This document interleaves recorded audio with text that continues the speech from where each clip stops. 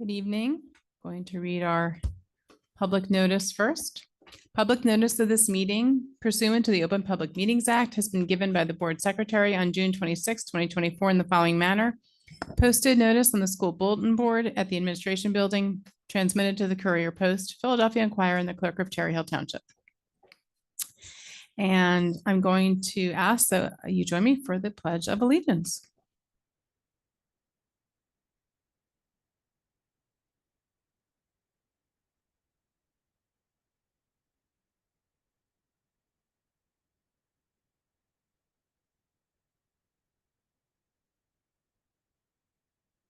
Mrs. Sugars, can you call the roll, please?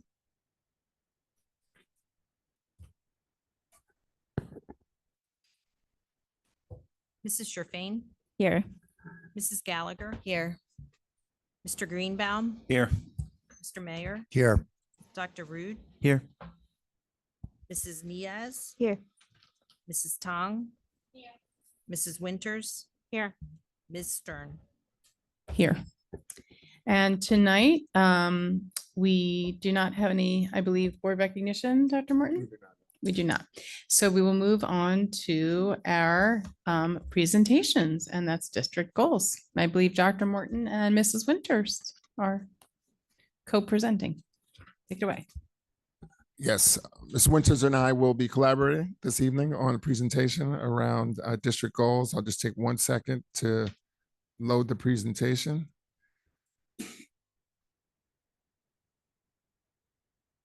And then I will turn it over to Ms. Winters to start us off. Happy to. Thanks so much. I, first of all, want to say I love this picture that was chosen to begin the district goals presentation, because this is what it's all about, the success of our students. So everybody just take a minute and look at the sea of purple and red, because it'll make you really happy. It was a great day. I was asked this year to lead the board in development of district goals. Last year, Ms. Fleischer did it.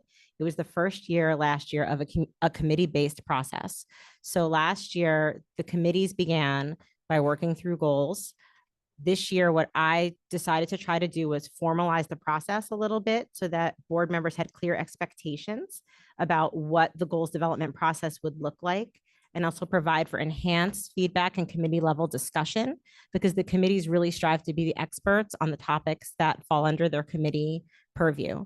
So what we did was we scheduled committee meetings in July, on July 1st and 2nd, which was a little bit different. In the past, July had been committee of the whole, which, as anybody who knows me knows, is maybe my least favorite thing.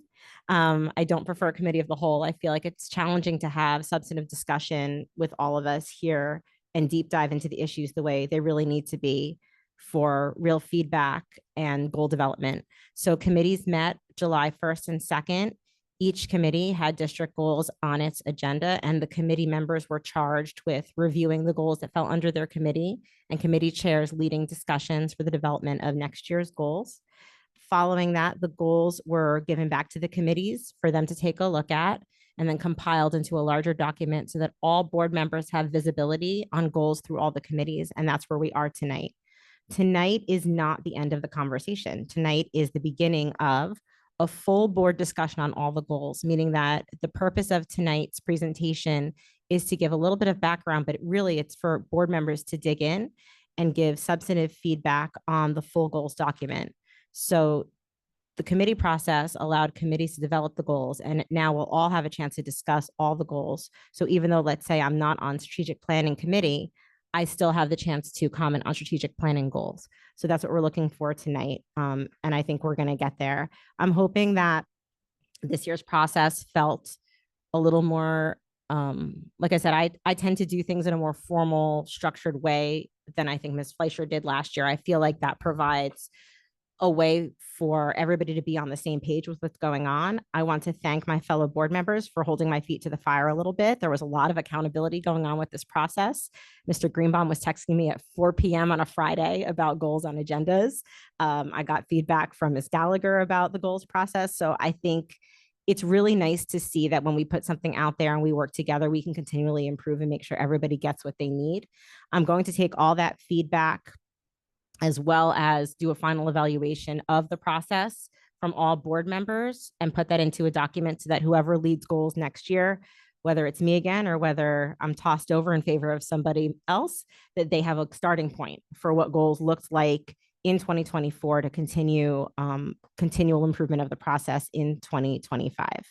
So where we are, if you look at this slide, is we are to the point of full board discussion, which is the comprehensive discussion on the draft goals. And then we're going to have 2 weeks for board members to take what we've discussed tonight, go through the document point by point, and give any final changes to be made so that we can have our vote on adopting the goals on July 23rd. So my hope is that after tonight's conversation, there'll be more development and then a 2-week cycle of feedback and improvement coming to a document that hopefully we can all reach consensus on, or as close to it as we can get, for the July 23rd vote. So the slide that's up here right now is the milestones of achievement. This was something that was put into last year's goals. Last year was a little bit of a reboot of the goals, the way that the goals looked. And Dr. Morton, working at that point as liaison to CNI, put forth this vision with the milestones of achievement at the top, and then working backwards and down, you can see all the things that lead up through that path to what we believe our students need to achieve at different benchmarks throughout their academic career to make sure that they get to the successful point that we know they can get. Dr. Morton, do you want to go through your milestones? Our milestones. Absolutely. I can Our jump in. milestones. Absolutely. So major milestones of achievement. So major milestones of achievement provide just that. They're checkpoints as students progress along the way from entering school in Cherry Hill to the point where they are prepared to leave us and graduate. We begin with the end in mind. So if you notice, number 1 of the milestones, our high school seniors will graduate on time and be prepared for post-secondary success in college, the military, or the workforce. And then at specific pivotal points within the academic careers of our students, we have milestones that are embedded or reflected to ensure that students are on track. And we keep these in mind, again, so we can assess our progress toward our overarching goal, which is number 1, ensuring that our seniors graduate on time and that they can access whatever opportunity that they seek to access upon leaving us.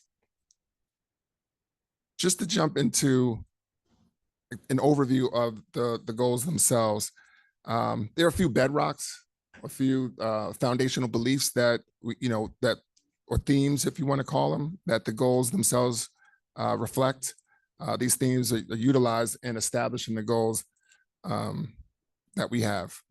Academic achievement, of course, as a primary bedrock, focus on social emotional learning is a gateway to academic achievement, focus on student and staff wellness as well, and equity inclusivity also. So district goals. So we commonly use the terminology of goals to describe a multitude of things. The district actually has 3 goals, though. The 3 goals were part of the district's strategic plan that was done in 2020. The 3 goals are around these theme areas: student wellness, purpose and passion, and connecting beyond our classrooms. And you see there's an objective strategy that's listed under each. And then there's a goal statement. So the goal statement is broad and overarching, but just to give you an example, student wellness, to create frameworks of learning and support for all students to develop the skills needed for social and emotional wellness. Very broad. So what we attempt to do is we provide actions that allow us to accomplish that broad overarching goal. And then within the actions are district-wide or district-based.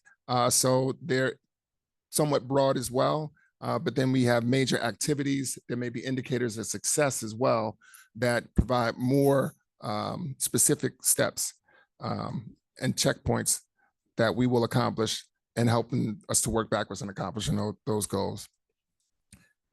So just to give broad overview of where we are this year. So for goal number 1, student wellness, there were 4 actions essentially that we have identified. 1, evaluate the HIB process overall, create a culture of well-being, this one is a continuation.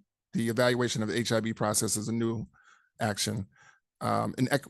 Creation of an equitable and inclusive culture is a continuation, and to ensure that there are equitable, comprehensive supports across the board for our students as well. That's a continuation of a goal from of an action rather from last year.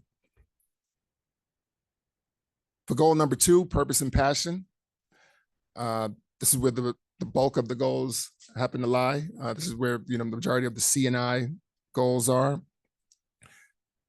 But new action under this particular goal here, balanced student distribution. This evening, I'm sure we're going to talk about discussions that have occurred throughout our committee meetings this week, particularly in the strategic planning committee around projected enrollment increases at the elementary level that will necessitate a focus on elementary redistricting. So this goal here is focused upon, or this action is focused upon that need. Additionally, strategic communication plan was discussed in the strategic planning committee meeting as well. This is an outgrowth of the communications audit that was done and the vast feedback that we received from the community around opportunities to improve our communication.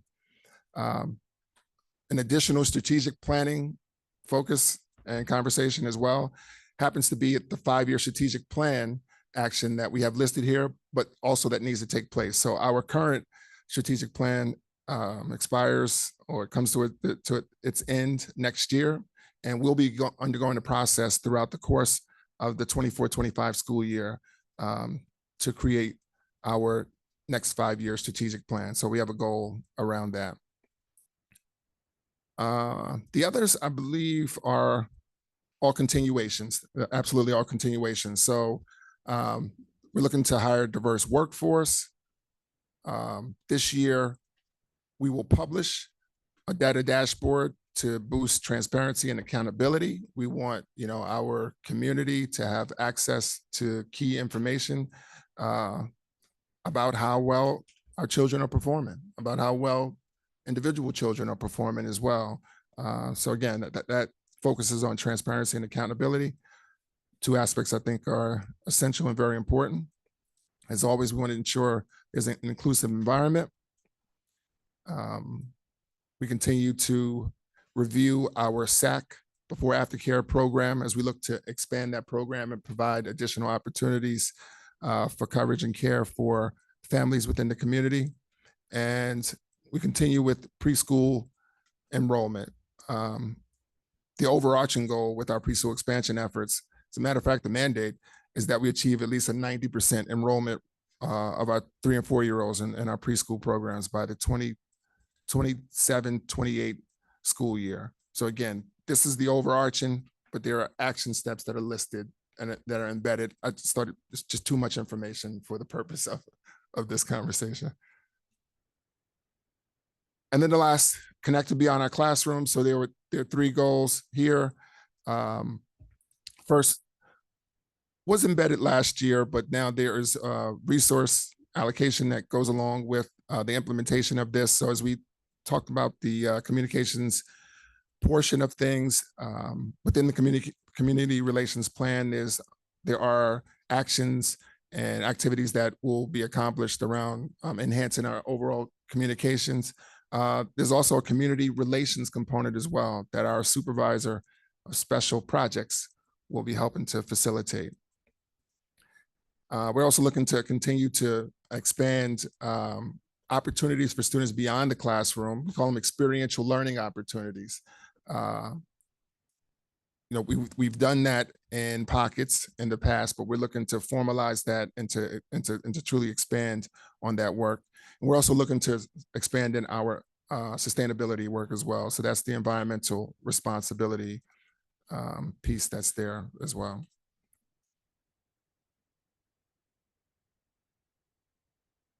So like we said at the beginning of the presentation, we're going to have a discussion now led by the committee chairs about the goals that fall under their committees, full board discussion.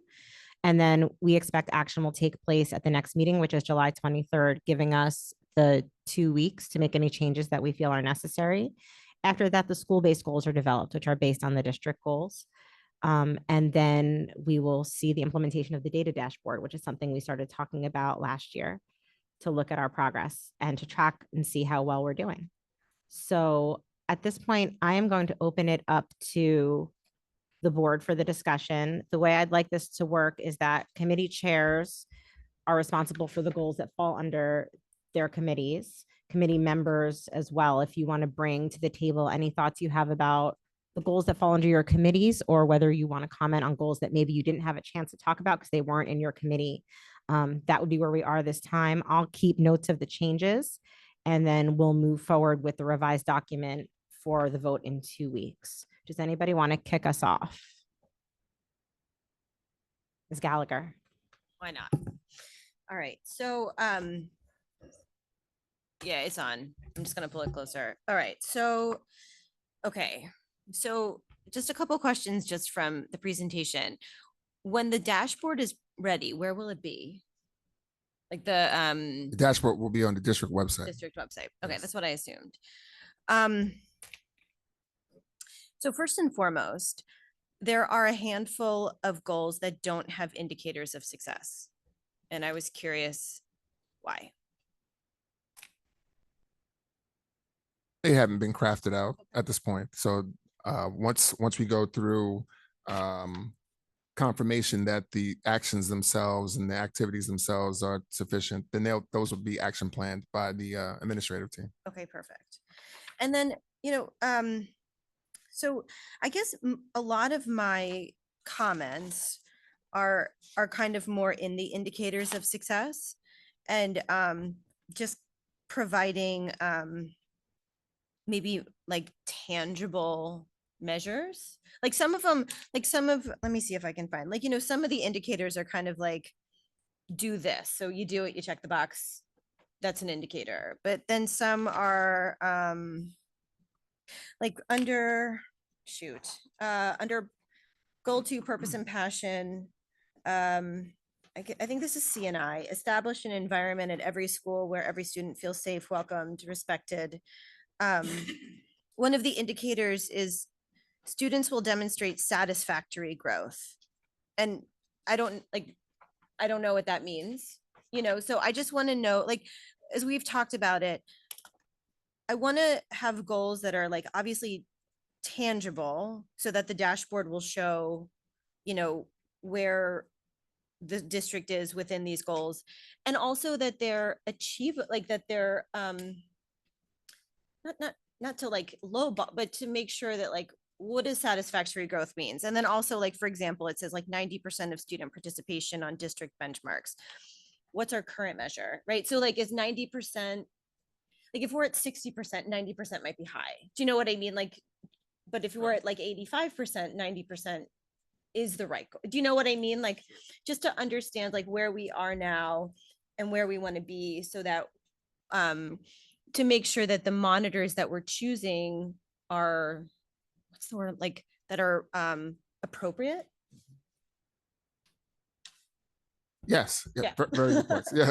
So the full goal, students will demonstrate satisfactory growth as measured on district administered benchmark assessment. So our thinking is that our benchmarks themselves reflect the standards ultimately, which are required to be taught, which the students are tested on as Right. part of NJSLA standardized testing. So when students participate with fidelity on benchmarks, and we're able to extrapolate the data from that, Mhm. and to see where students may have needs for additional reinforcement and support around standards, that action and that process itself helps to bolster their abilities and their understanding and proficiency on those particular standards. Okay.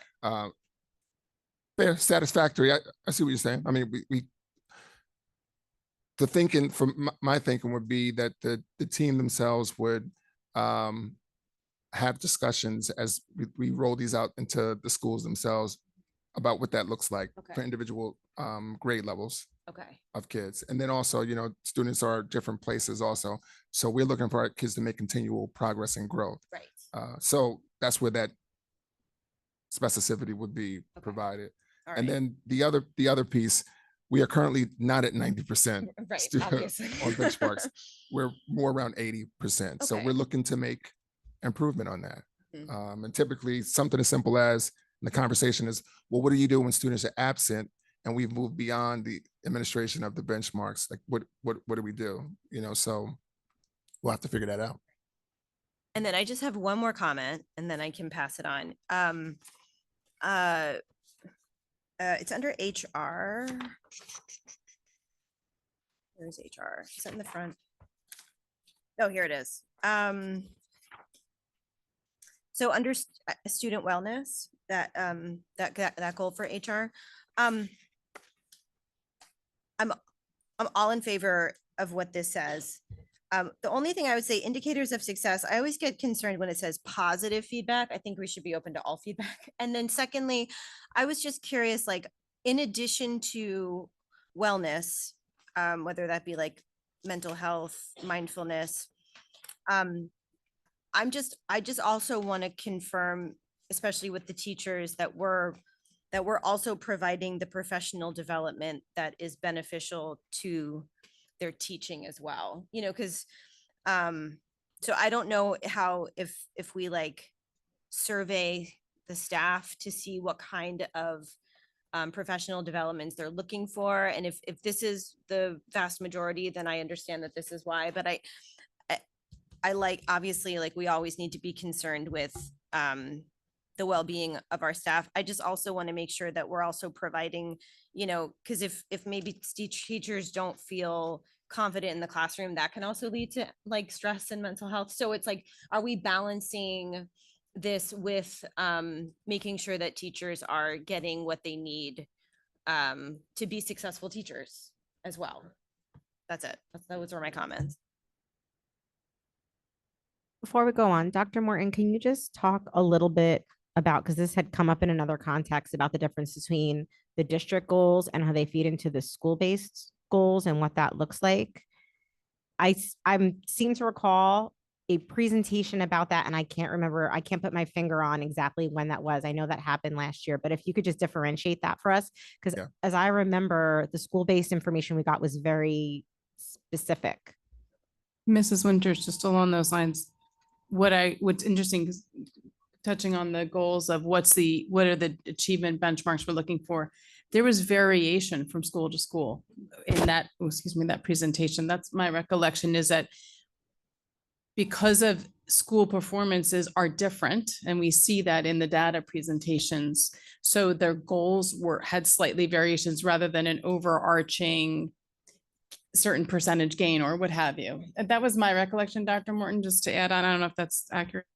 Absolutely. Yes, that's definitely correct. So again, so we use the terminology of growth, right? So because of the fact that kids are in different places. So the expectation is that rather than saying all students will attain 80%, you may have some kids, as you mentioned, who are above 80% already. So we want to see those children continue to accelerate. You may have some below that mark. So it's positive growth. But as we take this and we roll this out to the buildings, the principals and administrative teams themselves will look at the data for their particular buildings, all of the data, academic data, discipline, HIB, everything else, and we'll formalize goals that are much more specific based upon their populations and based upon the needs of their students to ensure that they continue to make growth. The overarching expectation is that the action that we say will occur, but what that looks like for, you know, individual populations of kids, you know, it could vary just a bit. I just want to loop back to the way this is worded, Mrs. Gallagher, and I could see your point about the positive feedback. So in our conversation, when we discussed the HR goal, the conversation was, we want to make sure that these activities are having a positive impact, that the staff are feeling positively about them. So perhaps we can reword it. Yeah. Not that it's like That's not how people, I read it. no, Yeah. and I see that, absolutely. I think just to clarify, so I think we need to reword that. So it reflects more of what the intention was and exactly what, it doesn't get misinterpreted. I was like, oh, you only want. Right. No, that's definitely not real. And I'm glad you brought that up, because because that's important. Mr. Fain.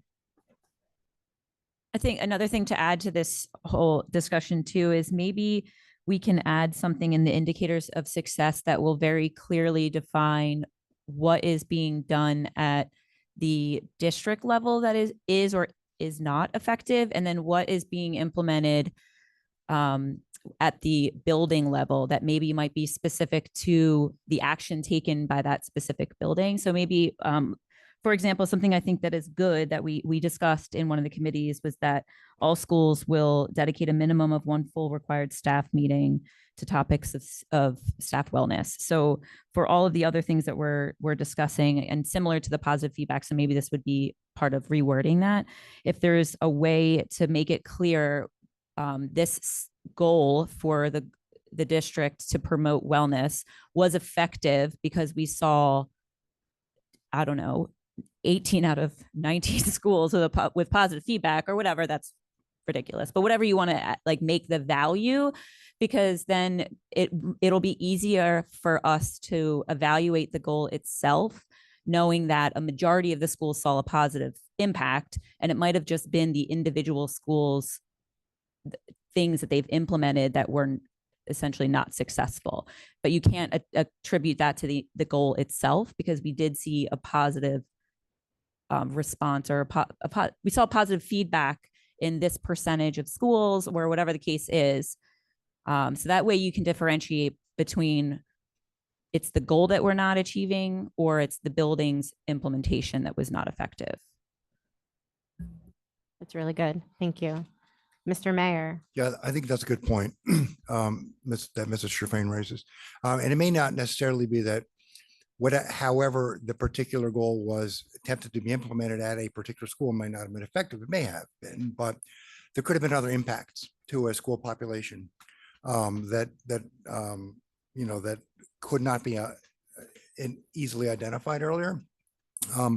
But to your point, I think it would be helpful if we had something a little bit more specific as to each of the schools, because what we do as a district will largely impact the decisions. Well, they have to impact the decisions that we made at each school. So I think that's a very good observation. Making sure I don't miss anybody. Dr. Rood. I just wanted to clarify with you, Dr. Morton. So you said that the indicators of success are something that still have to kind of be written out with bullet point. Is that something that you plan to have done at the end of 2 weeks, or do you mean over time as goals are as activities are undergo? We'll kind of think about it then. No, What was your intention? In the next 2 weeks. In the next 2 weeks. Okay. Yes. I just wanted to clarify that, because I mean, that's something that I'll try to provide as much feedback on as I can, because that's something that in the past, the goals process, it's been really hard to like, what is actually a deliverable that and what really serves as an indicator of success, as opposed to the activity itself. Sometimes they're one and the same, sort of like we did it. So I'll try to come up with ways that, like, things where, like, if you could provide us with a list of educational opportunities that would go into our Friday report, that's documented, indicator of success for us. So I'll try to think in terms of like very like concrete deliverables showing that the activity was completed. But I mean, I Okay, think, so I think so. What's listed, just based upon Yeah. conversations that have been happening, Yeah. and I just tried to so we still have to put kind of, some things so down we had that, our that I thought I heard. No worries. So I think, I guess I don't really have any other comments. I mean, this is obviously for 1 year, this is a pretty ambitious goal set. But I think we've been moving at a good pace and can probably do all of this stuff. So I'm looking forward to it. Around indicators of success, I do want to ask for a little bit of help from the group as we think about it over the next 2 weeks on purpose and passion, action number 7, which is around SAC. I feel like we have been having maybe a little bit of a circular conversation around access to SAC for as long as I've been on the board, which it's been about 2 years now. So I'm looking for the hive minds here. if anybody can help me think of some tangible, quantifiable indicators of success to move the goal forward around SAC, I would really appreciate it because I struggle with it a lot. Mr. Fain. I think just right off the top of my head, a very easy thing to at least quantify would be the amount of people immediately waitlisted and just the amount of offerings that we have. And if something else to consider, and I don't know how realistic this is to maybe look at the individual schools, because I know it is so specific to what school the program's at for what access looks like for those schools. But I think it would be a piece of low-hanging fruit to just simply say decrease waitlist by 5% in the upcoming school year or something along those lines. That would be really, really helpful because I do feel like we keep talking about the need to expand the SAC program, the need to really help our families. I think there was a little bit of a bit of breathing room around the pandemic when more people were working from home, but we're back to the point where it's trying to get Taylor Swift tickets to try to get into SAC. And that is a huge, huge stress point for so many of our families. And when they don't get in, then it's a real struggle about how they're going to manage their lives. And I think my feeling is I've got one more year and a half maybe to go left on the board at least. And I really would like to see some measurable improvement or at least a plan to go forward for how to help these families, because I think it's a major barrier at the elementary level. And to be frank, it's part of why we stumbled with not the only reason, but part of the reason why we struggled with the start times discussion, because when it came down to it, we really have to think about if we're changing around when school starts and when school ends, what does that look like for our elementary families?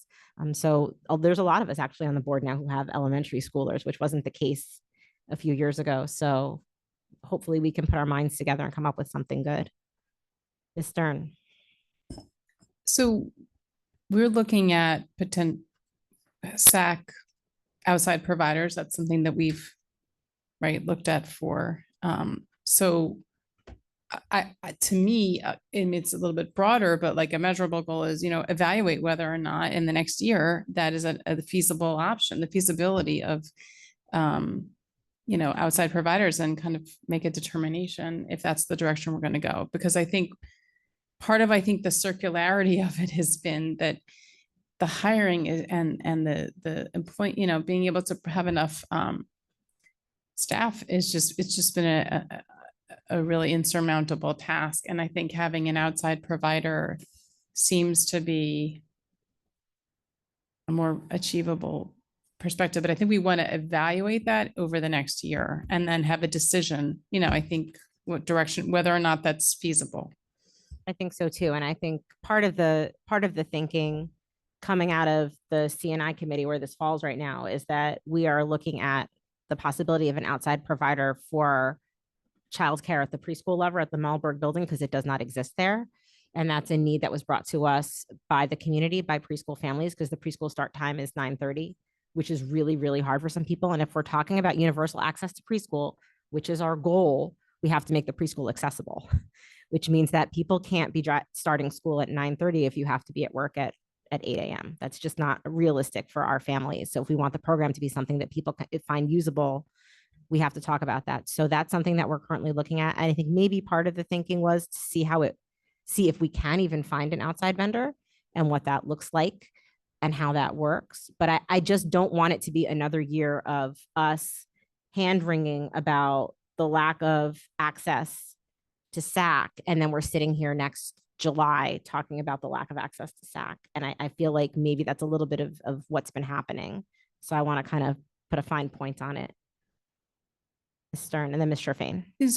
So is feasibility, would that be assessing that over the next year and then coming to a conclusion? Would that be a measurable indicator of success that we've made the decision and therefore we either put it to rest or we find that it's the right way to go and we go? Is that, I don't know. It's just thought, I don't know, but from the administrative level, if that is does that make sense? I mean, that's what I'm thinking. I feel like the conversation keeps being had and we never come to a conclusion. So maybe it's time to put a pin in it and say that we need to figure out how the path of moving forward is the path of moving, forward that we're going to find a way to hire more people. And to just be clear, I think there was an effort this year when it came to getting high school kids to work SAC. I think that was great. A lot of high school kids did. I actually thought about tossing my high school kid in that direction before realizing that would be like a huge conflict for me as a board member. And I was like, nope, he's going to have to find another job. Maybe he can work at the pretzel factory. But I think there was a big effort for looking into recruitment of high school kids to work SAC. And I think that was good, but there's still, to Ms. Sherfane's point, there's wait lists, there's stress around it. And I just really want to do something as much as we can to get our hands around it. Ms. Sherfane. I think another thing that would be important, this might be more of a major activity than an indicator of success, but I don't know, maybe both, I don't know. Having a process that's better to predict the need of SAC, I think would be helpful too.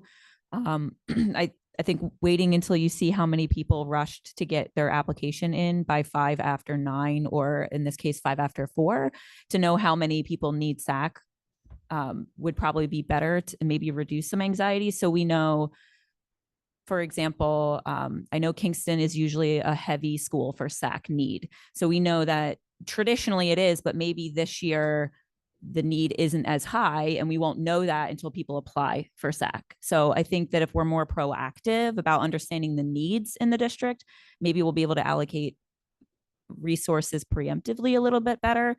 So maybe that as a major activity, like just implementing a structure to better understand the need so that we're not last minute trying to fill that. And I think another thing to add to what you had just mentioned about the preschool factor is it's important to keep in mind that many families in the district will either currently do or will have both preschool and elementary school children. So we might be able to optimize the need for SAC or the lack of need for SAC if the times align better. Because what I have found is that starting the schools, like it was a half an hour off. The elementary school started at 9 and then preschool at 9:30, and they ended at the same time. So it was a very difficult situation to try to pick up one child at elementary and then the other either off a bus or at preschool at the exact same time. So I think that there's a lot of work that can go into that and maybe in that process, it would reduce some need or alleviate some of the issues involved with SAC if the timing was better. That's really good. And I do know, just again, going back to the preschool conversation, just because it's fresh in my mind, when we first started talking in CNI about the possible need for preschool SAC or before and after care, however you want to put it, the first thing that happened was that Dr. Mahan did a survey of preschool families to find out, is this something that you need and that you'd be interested in? So, and that's something Dr. Morton, please correct me if I'm wrong, but I don't think we do that for elementary SAC. We don't survey families and say, to try to figure out what the need is. No, I'm not aware of that taking place. So yeah, I mean, I'm a big fan of taking things that work and applying them elsewhere. So maybe that would be a good thing to, I don't know if that would be effective, but we have 2 weeks to chew on it. And I thank you guys, because this is actually a really good discussion around a challenging topic that we haven't made a ton of headway. Ms. Niaz, did you have a comment? I think when we talk about enrollment, I think we should talk about when it comes to SAC, the issue of enrollment for disabled children as well. Because working SAC, I've noticed that there have been children that have been enrolled in SAC, but the teachers and the assistants are not equipped to deal with the certain issues that students have. So maybe when we're talking about recruiting and staffing, looking into hiring people that have those skill sets or are willing, giving them an incentive and are willing to acquire those skill sets, because we should provide that childcare for those students too, that, if whether it's SAC or if it's something else. But that's one of the major issues that I saw when I was working SAC, is that students with disabilities weren't getting the proper, and it wasn't the teacher's fault or the assistant's faults, but they weren't getting the proper care because they weren't equipped to deal with it. So It's maybe really look into helpful. that. Thank you. It's a really good comment. Ms. Tong.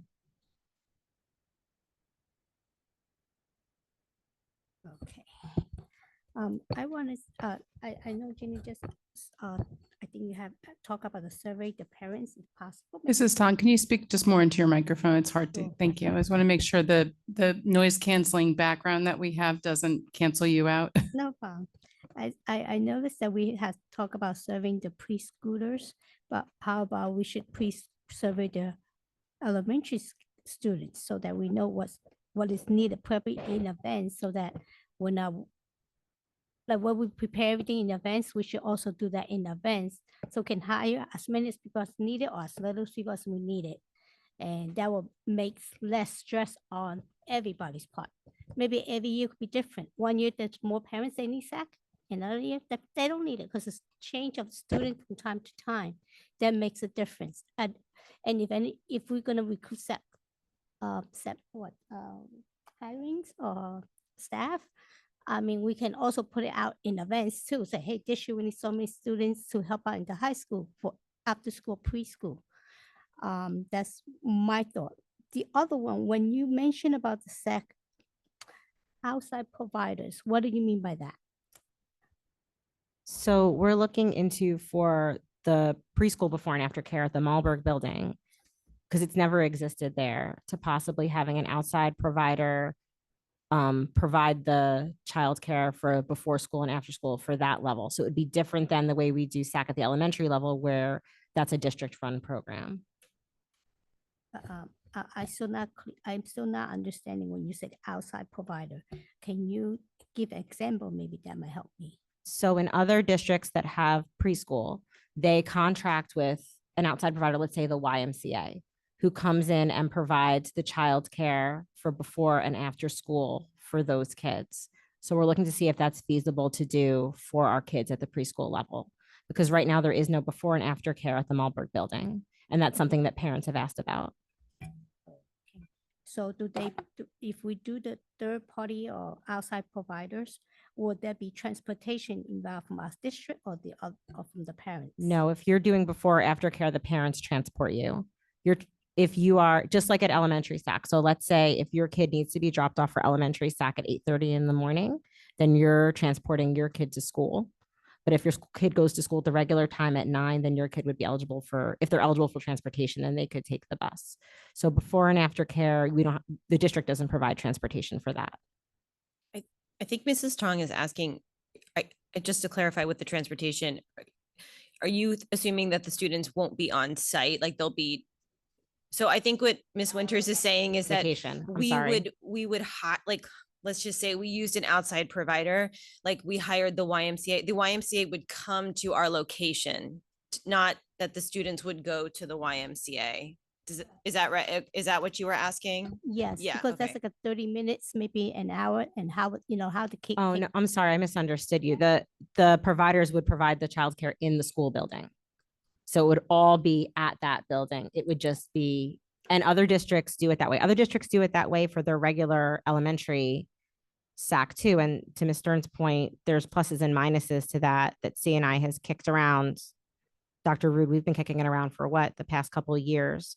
But I think it's time to really try to drill down and address that concern. Okay, thank you for clarifying. And then maybe we should put that in our website or our thing for the parent to understand. We do a third party provider. This is what's going to happen. If we don't, what we're going to have, or we don't have any whatsoever. So they are aware of it. Makes it easier for the parents. Well, lucky I don't have any left to take care of, but in the future. Definitely. The communication piece is going to be huge. Thank you. Mr. Fain.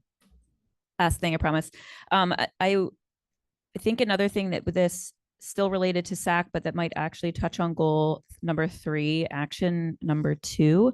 I know that there's a lot of internship opportunities at Cherry Hill West with various career roles or what have you. So maybe this is also a pathway that we can create for maybe high school seniors, that if they're really interested in teaching or childcare, for those very special individuals that are destined to be daycare providers, God bless them all. So maybe that is a good thing that we can look at. So not so much just hiring high school kids, is more creating a pathway for them to gain that experience working with children. So maybe it's not even I want to be a teacher, but I want to be a pediatric nurse, just saying, for an option. And so getting that, I don't know where that came from, but getting that experience with children, and especially for seniors that if they were like me, completed their requirements and had some extra time, maybe that could satisfy some aspect of their academic day. And that would be an easier way to recruit and provide people for SAC. That is an awesome idea. And that actually leads into Dr. Rude had a discussion. I was going to bring it up in the CNI report, but maybe we can do it now around. You talked about a lot about CTE in the CNI committee and goals around CTE. Could you just maybe talk about, again, I feel like CTE is something that we've been circling around for a couple of years now, but really putting some teeth into it this year. I don't mean to put you on the spot, but you were eloquent. Now I wish I could remember what I said during CNI. CTE, career and technical education. I think that's what it stands for. I always forget. Like, it's something we've talked a lot about since I joined the board, but it's something I haven't really seen how we're delivering on that or what it really means. Like, it sounds great to have internships in the community, but what internships are we going to have? Like, what businesses are stepping up and what do they have to offer? I would love to see a more kind of not just detailed plan, but a more like, well thought through plan of like what kind of opportunities are out there. I can't recall everything I said last time, but what's coming in my head right now kind of jumps off of what Mr. Fain was just saying. Like, working with kids, like a lot of times I think we get really stuck on on a limited number of career paths. Like, you can be a doctor, or you can be a lawyer, or you can be a nurse, or you can be a teacher. That kind of the list can go on for a few more things. But really, like, there are so many different places where you interact with children. You might be a librarian, a teacher, but you might also be a pediatric nurse, or you might be, a physical therapist, or you might, or you might be a firefighter. Like, learning how to, interact with young kids and deal with their issues is a very diverse skill set. And we can really, we can sell to students that idea that, like, different activities are going to give them a really broad spectrum of experience that will apply to a lot of career paths. But I think trying to like diversify what students think of as a career would be really helpful. What can you do? Like, in my field, I went to school for neuroscience, and every grad student in my field is like, what can I do? Either I become I go to Pfizer and do pharmaceutical industry, or I become a professor. Well, the stats show that only 8% of PhD candidates go on to become professors because it's so competitive. So that means 92% of all neuroscience PhDs need to figure out something else. And so a lot of people become medical writers. People go and work at the NIH, and they go into policy, and they go into government, they go into all kinds of different places. But when you're a little kid in high school, all of those things don't really seem as real to you. So I would love to see some real, thought into how can we actually technically, literally connect with, our business community. I think our township could offer like opportunities. I think there's just a lot of places to go to really like build that up. And I'm sorry that I can't remember my eloquence from the other night. That was perfect. But I think that those are some ideas around CTE. I'm just really, you guys are very helpful, and I'm just trying to find the pieces that maybe dropped a little bit or things that we think about as a board, but that we want to make actionable, right, going forward. So CTE was something that you raised. SAC was what came to my mind. HIBs, which P&L discussed. Joel led that discussion. Is there anything else that people want to discuss in the full group? Mr. Fain. This is obviously related to the goals, but something else as a reiteration from last time and my fixation on budgeting and that whole process. Maybe it's something else that we can consider. Hopefully when we're talking about potentially opening the district to allow students from other districts to come. Maybe there's a pathway of creating a program that not only our own, as long as our own students are being accommodated to the full capacity, maybe it's something that we can also create that's unique to Cherry Hill that gives other students from other areas opportunity that could contribute to our district financially to gain this unique experience that only Cherry Hill has. Ms. Stern.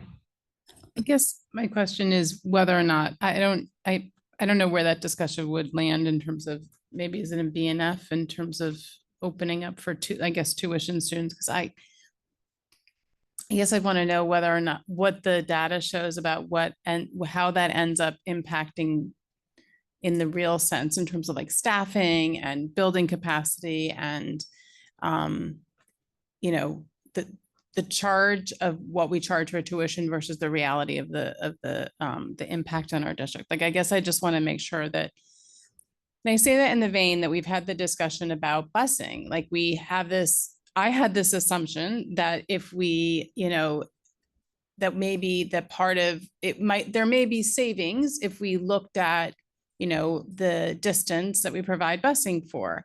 And Mrs. Sugars shared with me that that's not necessarily so because of other, you know, that we have to really research that because we have hazardous route requirements. So like, you know, we might be, if we considered increasing distance, we might have more students who are then on a hazardous routes who would qualify. So it's like, I guess I want to know whether or not that, I think we have to explore it and just make sure, like, from a data perspective, that it is a potential way to enhance revenue, and also just, you know, and if whether or not it would be just on that piece. So I want to make sure that we do that.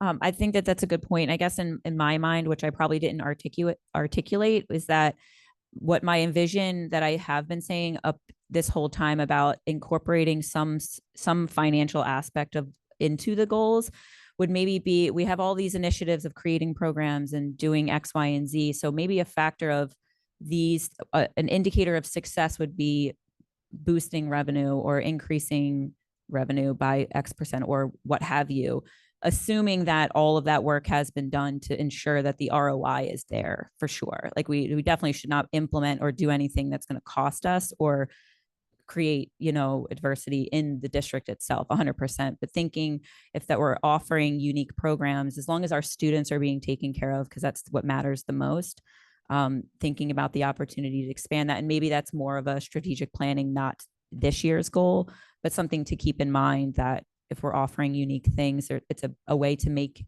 Cherry Hill unique, to bring in other people that can help contribute to us as well.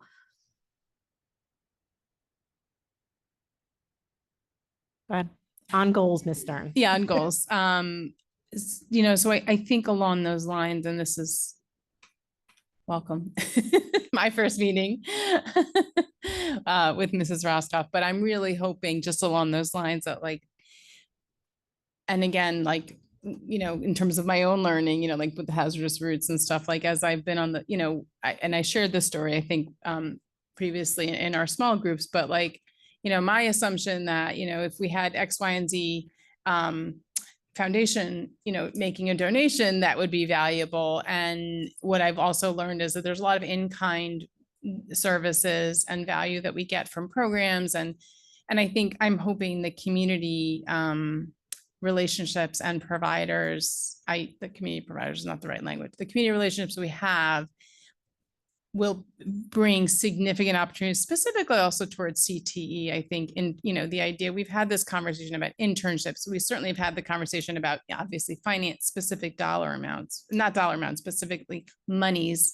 but I think in kind too, like, that's where my mind, I guess, has shifted to over the years, in terms of value for our students, you know, and certainly I love a donation to our district. Don't get me wrong.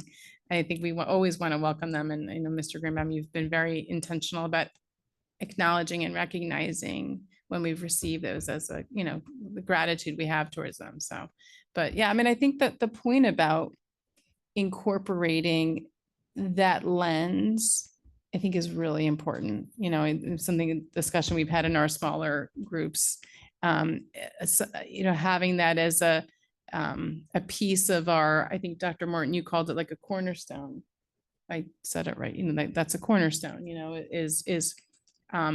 having, be good fiscal, I think of the words fiscal stewardship. That's the phrase I think of, good fiscal stewards of our taxpayers, that's how I think of it. So I like that. Other board members on goals? Mr. Mayor. So I'll just focus on the HIB goal that we discussed in P&L. And again, not to take up too much time with it. I think there's general agreement, if not complete agreement, that that's one of the most frustrating and difficult roles that we have as board members is addressing HIBs and reviewing them before every meeting, and then addressing and hearing appeals when families request those, as they have right to do. And that there remains to be work to do in terms of educating the community and in terms of assuring that there is consistency among the schools, consistency with regard to what we see in the investigation reports, and that when it comes time for us to review the reports, they include all of the information that we need in order to make the best decision we possibly can make, and that there should not be instances where information is brought to us, at that time that was available and in a file and didn't make its way into a summary report.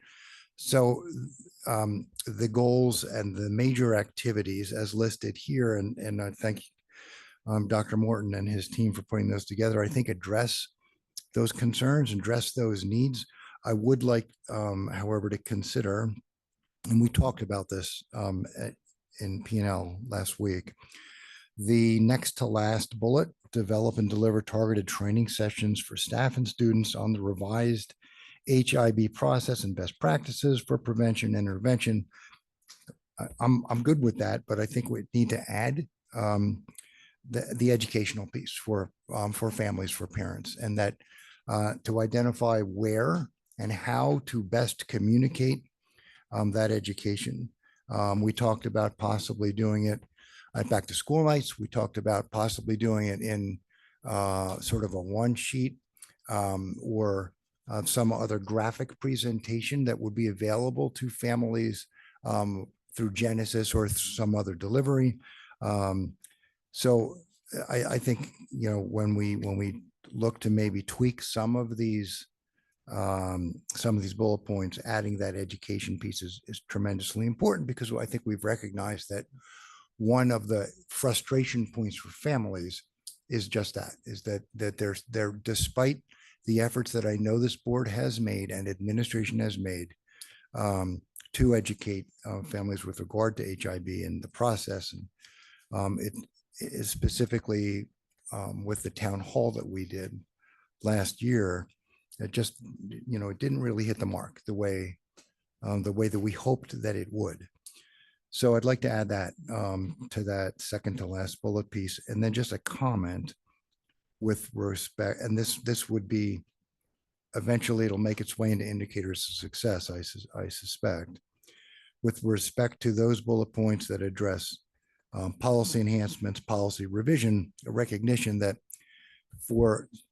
in large measure, those policies are dictated by state requirements and law. So while we may have some flexibility in wording, it still has to be faithful to the base law that those policies require. So it's not as though we can just look at this and decide, well, we want to do it very differently than the state requires.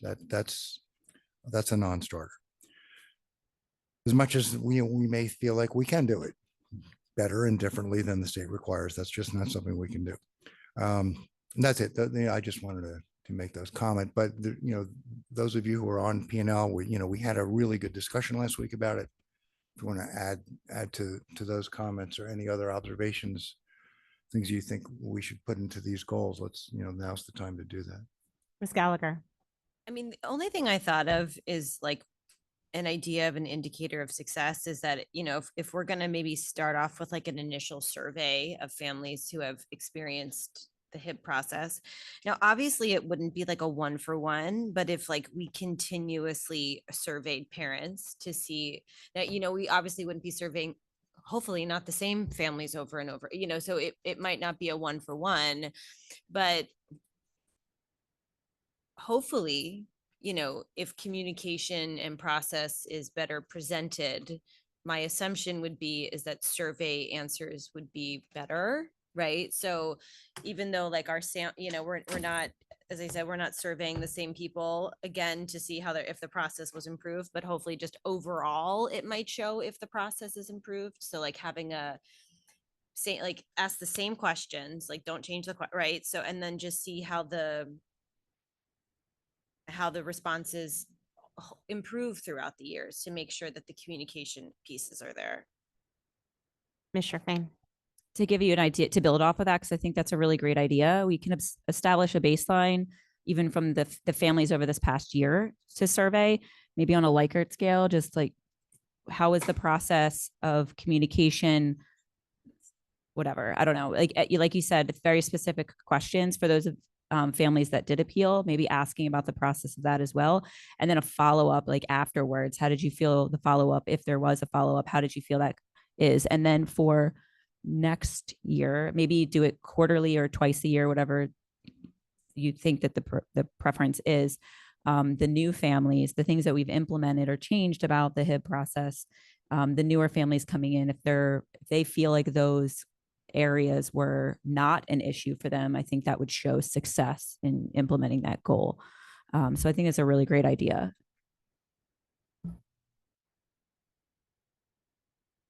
That is excellent. Yes, Ms. Nias. We talked about training for staff that dealt with HIB. So I was thinking maybe we can have like set up goals that we want or skills that we want them to have by the end of the training. Like what do we want them to achieve for that training? Is it just them understanding the process or do we want them to know how to help families you know, file an HIB or help families understand what the process is for the HIB. So I think having end goals for the training that we're going to provide to staff as well. Perfect. Ms. Stern. I, again, kind of want to say, like, I think we need to check with the administrative liaisons because I know my understanding from the things that I've, you know, meetings I've sat in, et cetera, that they're very specific. There's a lot of specificity, you know, I think an overarching goal on our part of, you know, more understanding from families, more consistency. I think the specificity of how that is achieved in terms of training, like we were talking about staff trainings. I think, you know, I think we need to be overarching on like the what, and then, you know, that the administration is really going to fill in the blanks on the how. And I guess I want to make sure that we're kind of following those, you know, I agree. following our roles. I mean, I agree with you on that we don't, you know, we don't do the implementation piece, but I also think that it's helpful. I hope it's helpful for administration to hear us kick around ideas. So they at least have a sense of what we're thinking and talking about. And if the answer is that's not feasible because of X, Y, Z, I'm fine to sit with that. I think for us, it's more, I think the board, if I may try to summarize and somebody tell me if I'm wrong, the feeling here is that we want to produce goals that are useful because the feedback we got 2 years ago was the board's goals are not relevant. The board's goals are not useful. The board's goals are not measurable. They don't know, and they don't make any sense. So last year there was a big leap forward in trying to revise the goals so that they did make a little bit more sense and they were actionable and they were actually relevant and useful to the people who have to implement them. So my feeling on this discussion is that the board is trying to kick around ideas, and I don't think the expectation from any of us is that those are going to be implemented verbatim. It's more just so that the administration has a sense of the kinds of tangible, measurable things that we would like to see so that the goals make sense on our side and also make sense for our staff.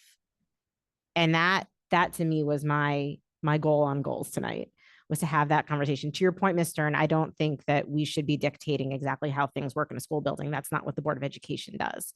But I do think that there was a point prior to last year's goals.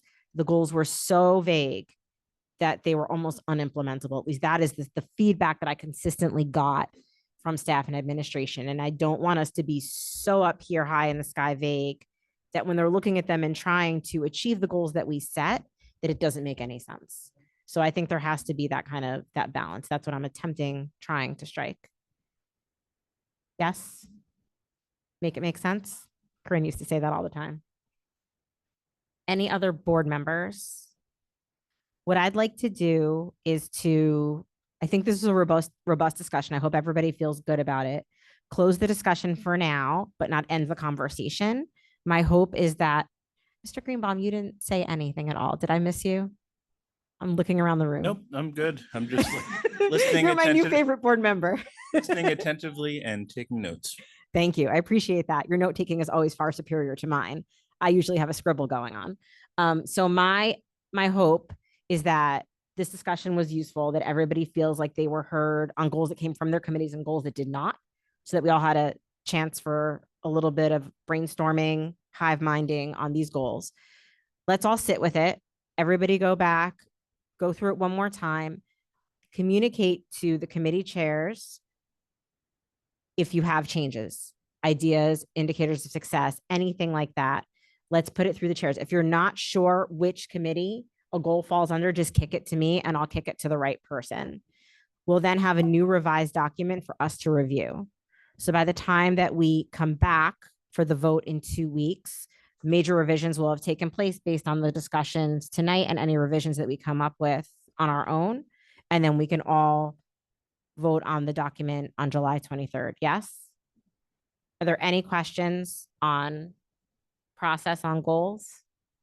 And then at the end of the goals process, after the final vote, I will distribute, I don't want to make it sound as formal as a survey, questions to board members, asking you for feedback, not on the goals work product, but on the process, the deliberative process of creating goals, whether you felt it was good, bad, indifferent, and what could be improved for next year. So like I said, whoever ends up being the goals lead next year has something to build on moving forward, so that we continually improve our process. And next year's process, I think, is going to be much more in-depth, because we'll be coming out of strategic planning, because this is the end of the 2020 to 2025 goals, where we have a new strategic plan. We'll have new goals that fit with that plan. So bigger things coming for next year. So my hope was that if we could refine the process a little bit this year, when we're sort of doing year 5 tweaks, then next year when we have to do a major revision, the process will already be in place for us to work through as we look at the goals more holistically. Yes? You guys are fantastic. I actually thought that was a great discussion. I would love, this is my wish list. I would love to do more of this at the board table. I think we work really well as a deliberative body. I don't know if we bored the audience or if they like to see us work in public, but I certainly enjoy talking to all you guys. And there's no other format in which we can deliberate the 9 of us. So thank you so much. So I just want to thank Mrs. Winters and Dr. Morton, for really carrying this forward, having a clearly laid out process that is extremely transparent and extremely engaging, for input. So it's great. Dr. Morton, we look forward to the next iteration and voting next time. Pretty cool. And that will then allow your teams to develop their plans and their goals, which they do every year, whether we, see all the nitty gritty or not. And then, go from there, implement. All right, we are on to correspondence. Any board members attend any activities in our schools or community? Mr. Greenbaum. Thank you. So this isn't directly related to the district, but it happened on district property. I attended the Cherry Hill fireworks event at High School West on July 3rd. I ran into Mrs. Stern and her family there as well. The event was very well attended. It was a really enjoyable evening with family, friends, and about 5,000 neighbors, I think. But thank you very much to the mayor, town council for organizing such a successful event. It really went very well. To the township and school district staff for the hard work. I'm sure Mr. Nicolola had his work cut out for him, but I did hear that there was no significant repairs or anything needed to be done. So everybody was on their best behavior. That's good news for us. And just thank you to the countless volunteers that helped to bring the community together. Other board members have correspondence. Mrs. Winters. I just want to give a shout out to Mr. Guy who is here because I was in the car drop-off line for summer enrichment and acceleration, which was a very long line. I apologize to anybody who lives anywhere near Green Tree or Springdale, but Mr. Guy was fantastic, helping guide parents in and around the drop-off circle. This is my son's second year attending the program, and it's a wonderful experience for him. But I realized that it took a large team. I saw a ton of staff out there helping to direct parents, helping to bring students into the building. And it was just really nice to see the kids go in and be so excited to come together for a summer program. So thank you to everybody at Cooper who's making that program work. It's pretty awesome, as are all the summer programs I'm sure going on around the district. Other board members? Just want to jump on to Mr. Greenbaum's comments about the fireworks. I actually was with my parents and it was their first time attending. The words that my mother described the fireworks were impressive. And I don't hear those words out of my mother a lot. So I did share those. I ran into Mrs. Fleischer and also Mrs. Arroyo. So it was nice to see some old board member faces. And I did pass those along to Mrs. Fleischer. So obviously it meant something. And just looking at our contract for our shared service agreement for turf repair. So I glad to hear we won't need to be invoking our contract that I just signed. But yeah, it was a really great night. Such enthusiasm and excitement. Mr. Grazer from Rosa and his band played on the stage. So just a whole lot of togetherness of our community and our schools, which is nice. Any other correspondence from anybody? And if I didn't run into you and you were there, I'm sorry. I kind of hunkered down with my parents, but anyway. All right. All right, we now move into our first public comment. There will be 2 opportunities for public comment this evening. The first public comment session is for board action items only for the adults, items 17 through 20.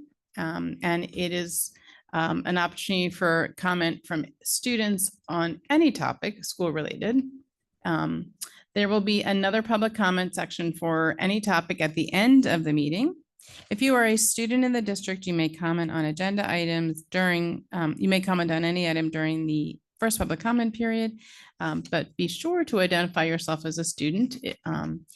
Whether you are online, that would be putting an S after your name, or if you're in the room and you wanted to make a public comment, we would ask that you approach the podium first if you would like.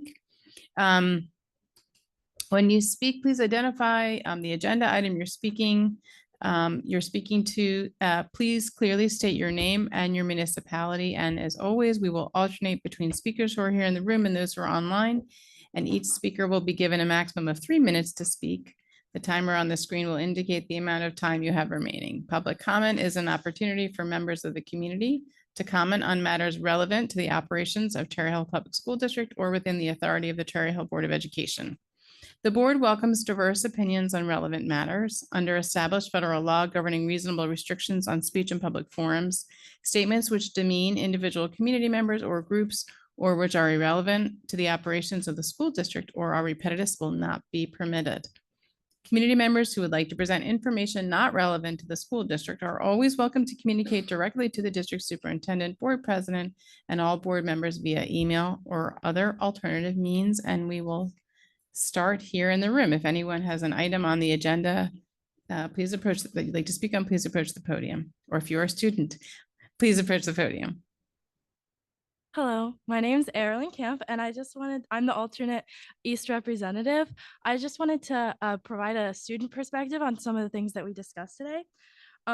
First, one of the things discussed was NJSLA and some of the required things that a lot of students aren't participating in, aren't even taking. And as a high schooler, I will say that that is like an issue I've noticed. It's just like the week before these tests, everyone's just discussing, oh, are you going to take it? Or are you just going to come in late?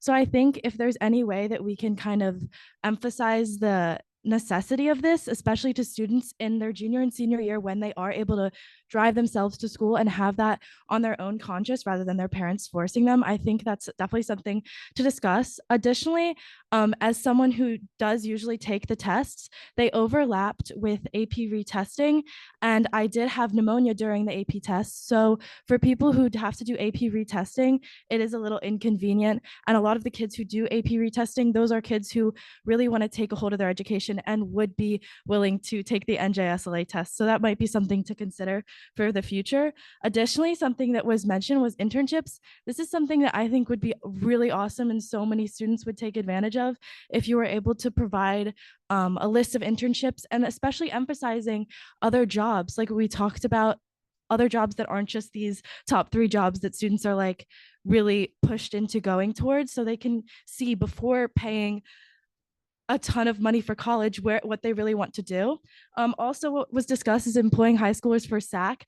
I think that it would be really important to utilize the East Guidance website where we post job opportunities, and maybe use this to allow students to see that this is even an opportunity. As someone who has looked for jobs in the past, I've looked there and I never even knew that SAC was hiring.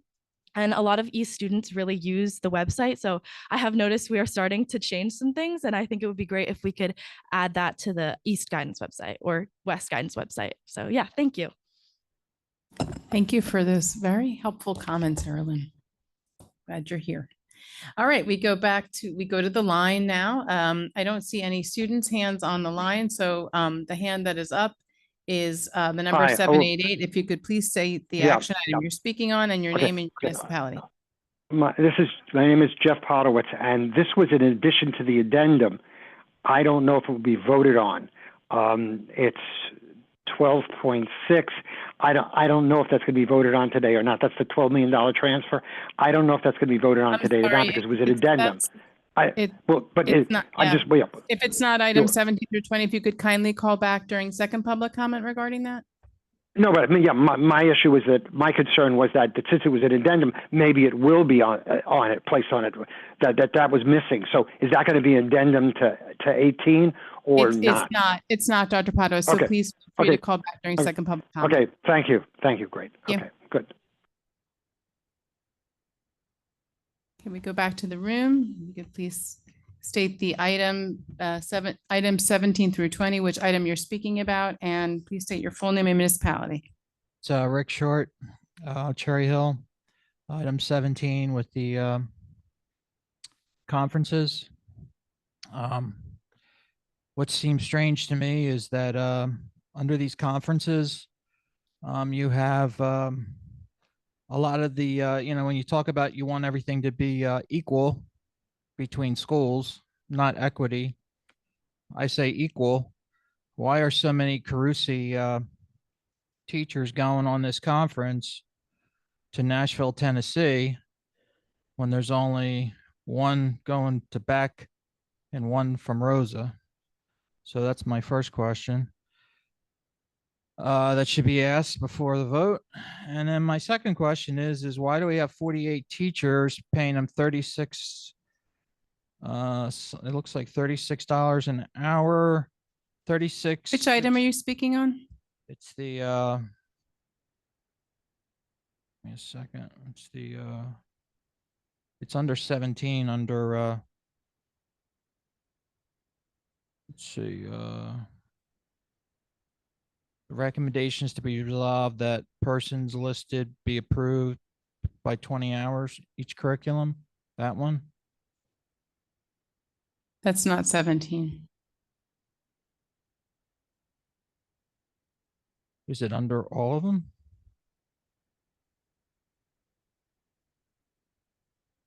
Isn't it 17 through 19?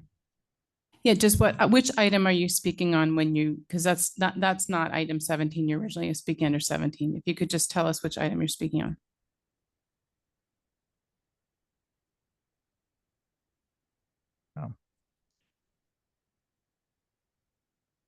Doesn't have a number next to it, right next to it.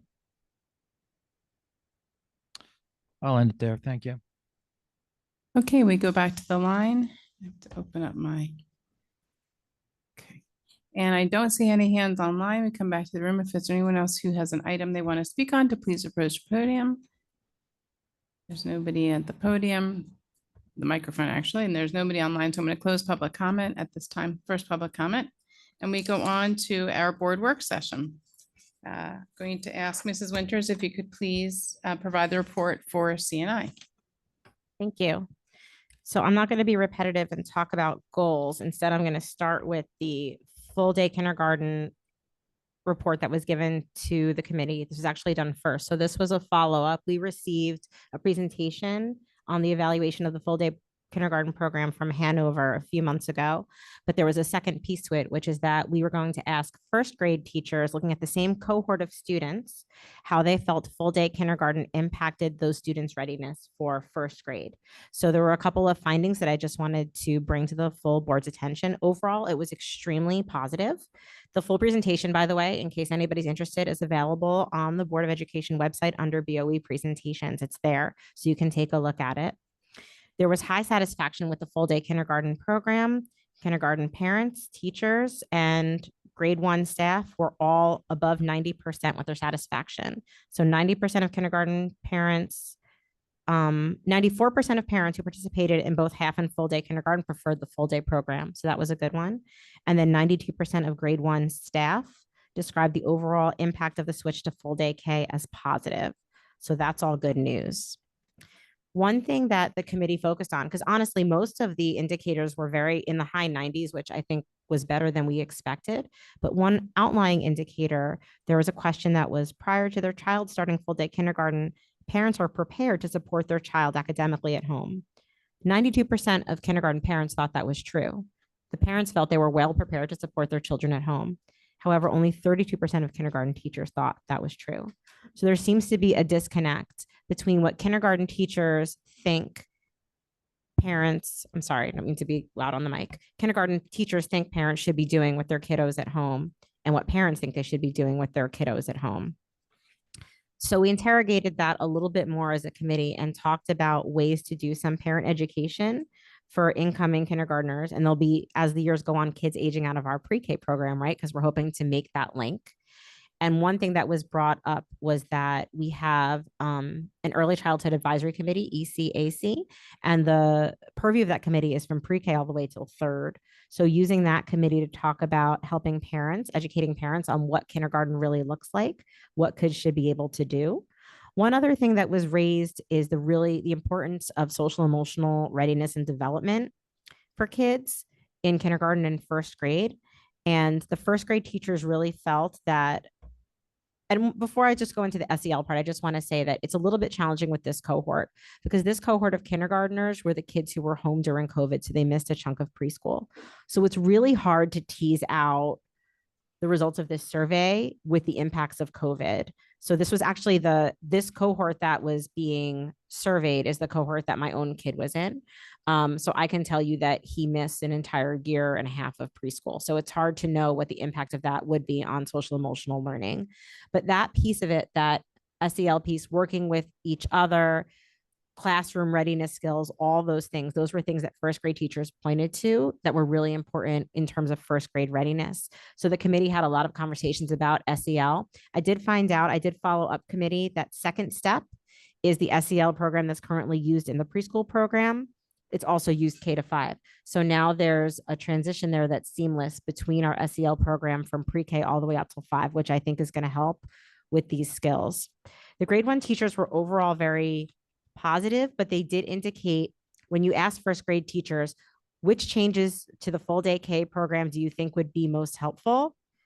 73% of first grade teachers felt that additional time for SEL would be helpful in kindergarten. So I think that goes to show us where, even though this was overall positive, where the opportunity is to continually improve. And again, I don't know if that finding has to do with this particular cohort of kids. I think if we do a redo of this survey in a few years and have a different cohort of kids, it might look different. But I'm always a big believer in looking at those opportunities. I think the kindergarten curriculum is extremely play-based and developmentally appropriate. So maybe part of the disjuncture between parents and teachers too is that maybe what parents think they should focus on for kindergarten readiness is not what teachers think the kindergartners really need for kindergarten readiness. So that's a piece that the committee was talking about as well.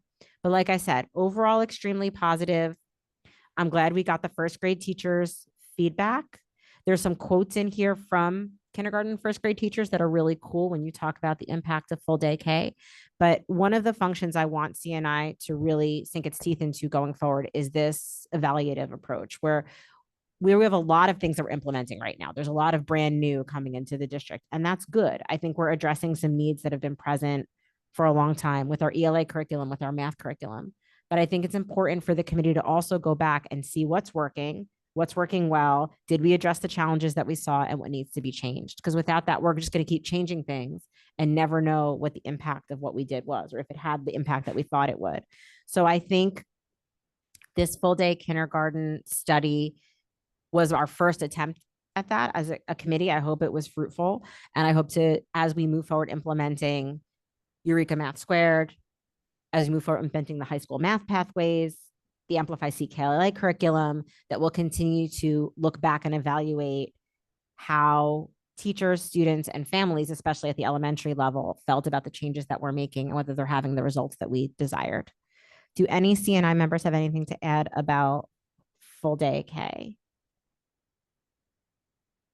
I must have done a decent job. All right, I'm just going to bring out a few things on goals. I'm not going to go back through it because we had a long goals discussion. But coming out of the kindergarten discussion, the committee did talk about transitions and how important that is, especially for our special ed population. We were talking about the preschool to K transition, grade 5 and 6 into middle level, and then 8 to 9. And then Ms. Stern actually brought up, and then the transition beyond high school for our seniors. What does that look like transitioning past?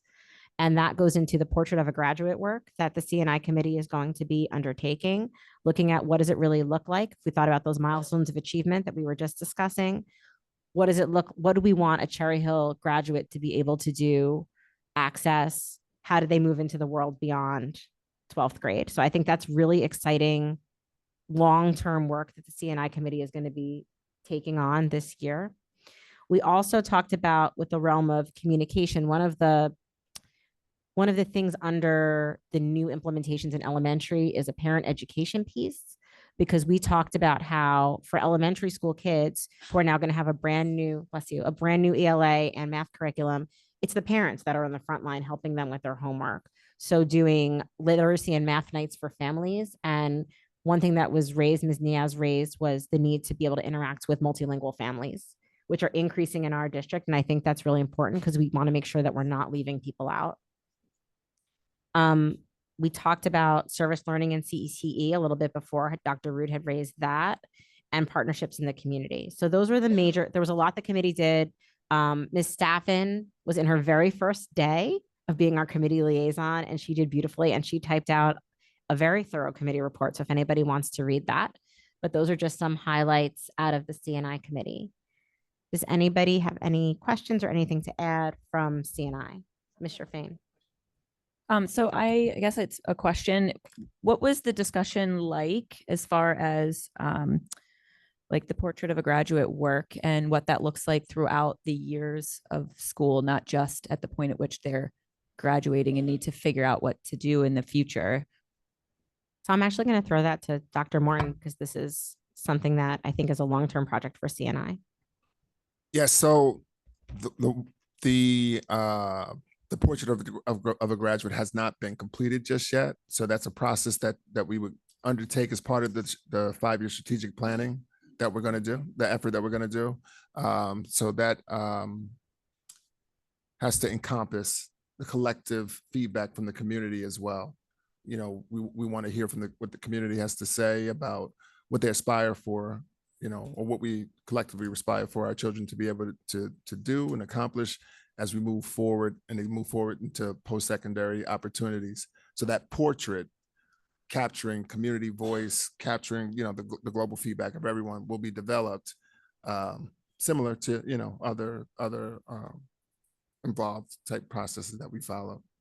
But clearly it's going to involve CNI as well as strategic planning as well. Any other questions?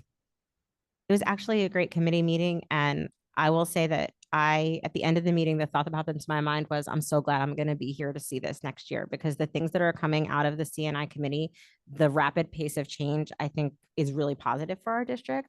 And I'm really excited to watch it bloom going forward. So I hope the rest of the committee members felt that way too. It was just the last few meetings I feel like have been phenomenal, and I'm really excited to see where we continue to evolve into next year. All right, Mr. Greenbaum, it's a hard act to follow. I don't know. Can you share the BNF report, please? I'll do my best. So the BNF committee met and we had a couple topics to discuss. We started with facilities and field rental review. This is something the district already does. It's nothing new. But we had a brief discussion of opportunities for renting our facilities, including 6 new APRs that'll be coming online, 2 stadiums with lights. There are no recommendations at this time, but starting to look at rates as well as considering classifications of users, recreational leagues, non-township groups, for-profit groups, things like that. Nothing coming out of that yet, but I'm sure that'll be an ongoing discussion. We got a very comprehensive construction update for all of the many projects going on this summer. We took a detailed look at all of the construction work that was detailed in the CHPS weekly email a few weeks ago, this time with pictures. I don't think we're going to present any of that today, but they are embedded in the agenda. So in agenda item 12.1, I encourage anyone interested in seeing a lot more detail and lots of great photos of work in progress to take a look at those that are embedded. There's a very detailed document on all of the abatement work currently going on at Carusi, a detailed update on all of the APRs going on. And I thought I remembered there being a third presentation, but I did not see that attached. So I will just make that comment for see if that's something we can update. And then lastly, we had a district goals discussion. There's nothing specific coming out of BNF, but there was a brief discussion of ensuring that fiscal responsibility is a cornerstone of the strategic plan that will be developed over the next year. Typically, our district goals are more about our values and how we live them through actions and measure them. Fiscal responsibility is something that is important with everything we do.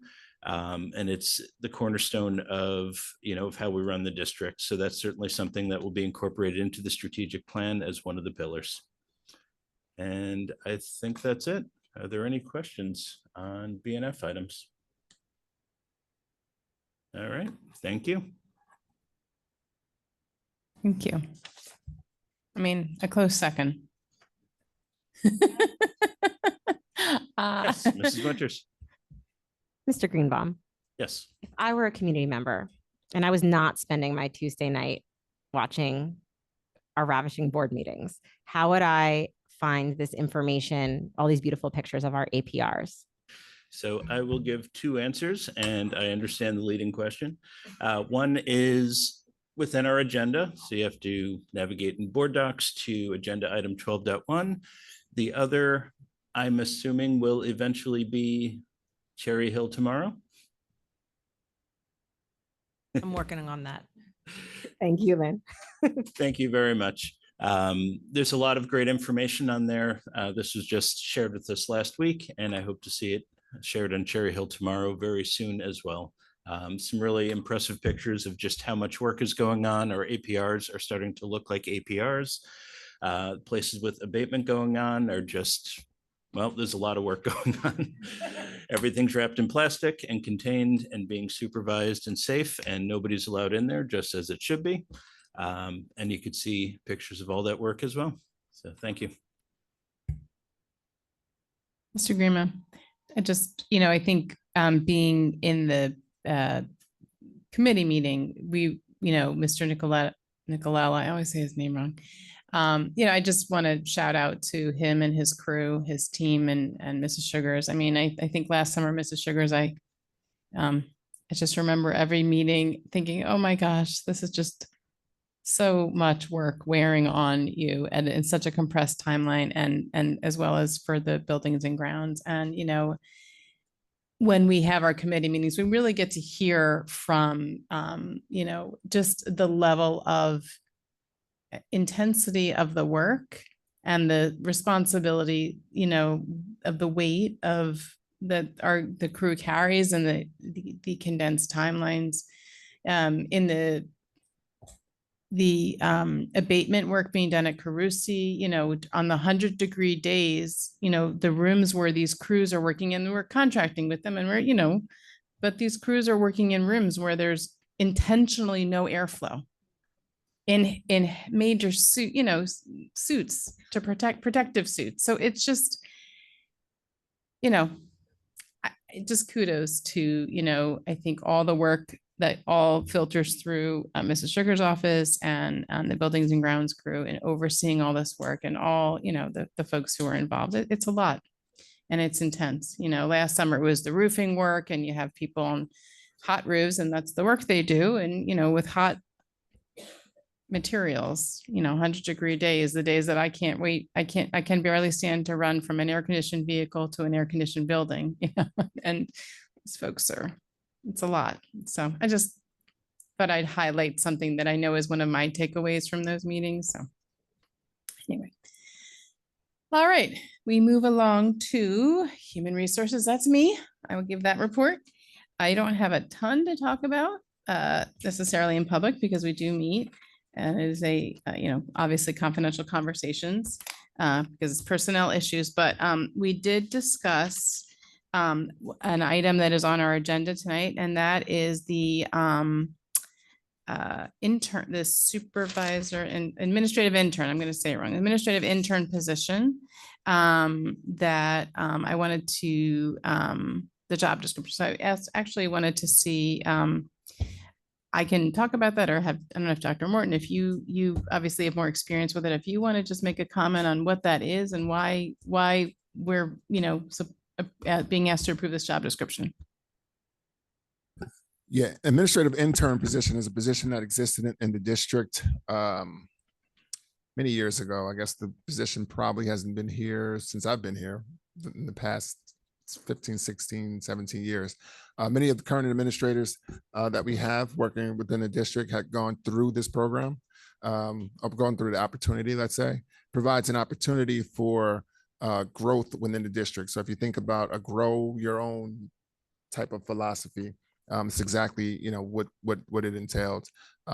Essentially, individuals who are currently teachers working within CHEA who are seeking to move into administrative positions have an opportunity to fill the role as an administrative intern.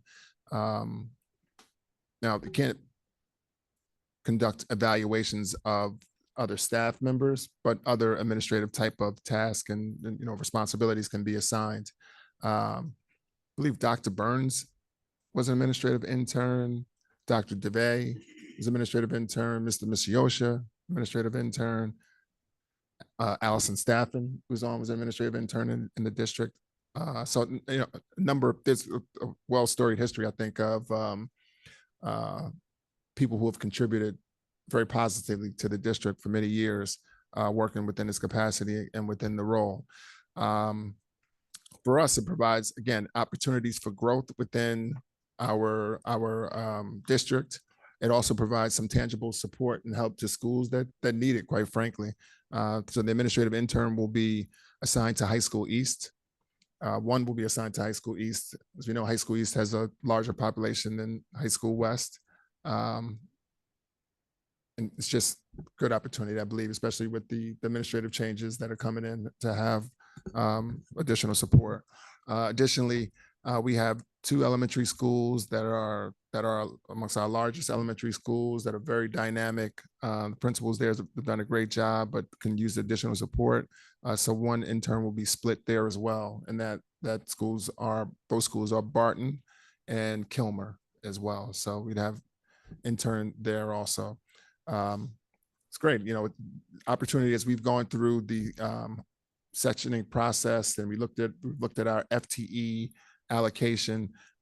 We have been able to trim back and to create these positions. We've just used these FTEs that are currently available.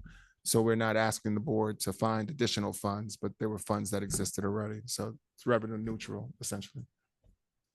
Thank you, Dr. Morton. So I appreciate your sharing that. During one of the community meetings that I've attended, I usually get the chance, we all do, to meet community members. I met another community member, and she sent me an article titled "Grow Your Own Teacher Program First for Bucks County" from another school district in Pennsylvania. And there's lots of fanfare. There's press about their Grow Your Own program, which, there's a signing day they held. And I think that's fantastic that they're recognizing this and they're addressing the teacher shortage that way. And my response is, yeah, we're doing that all the time, all day long. We do that we have all kinds of supports and resources, and all of our administrators, from the snippets that we get and information we get, they're always looking out for, staff who are interested in, making changes in their career, going further in their career within the district.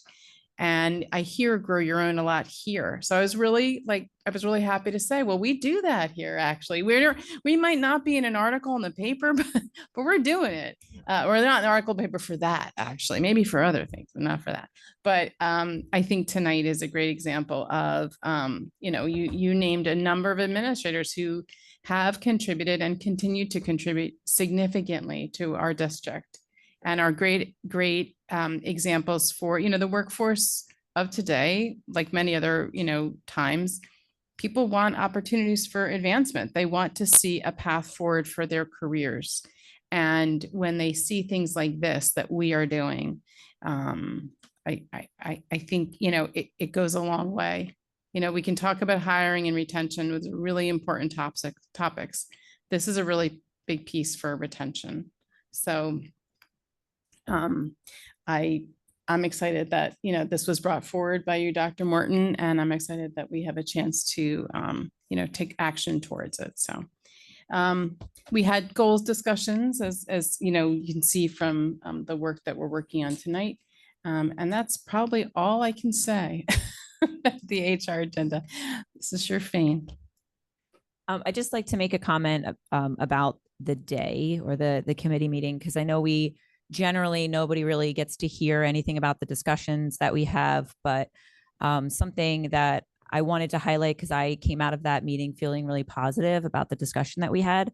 Something that I'd like to highlight, because it's kind of a very frequent topic of discussion here in the community, everywhere.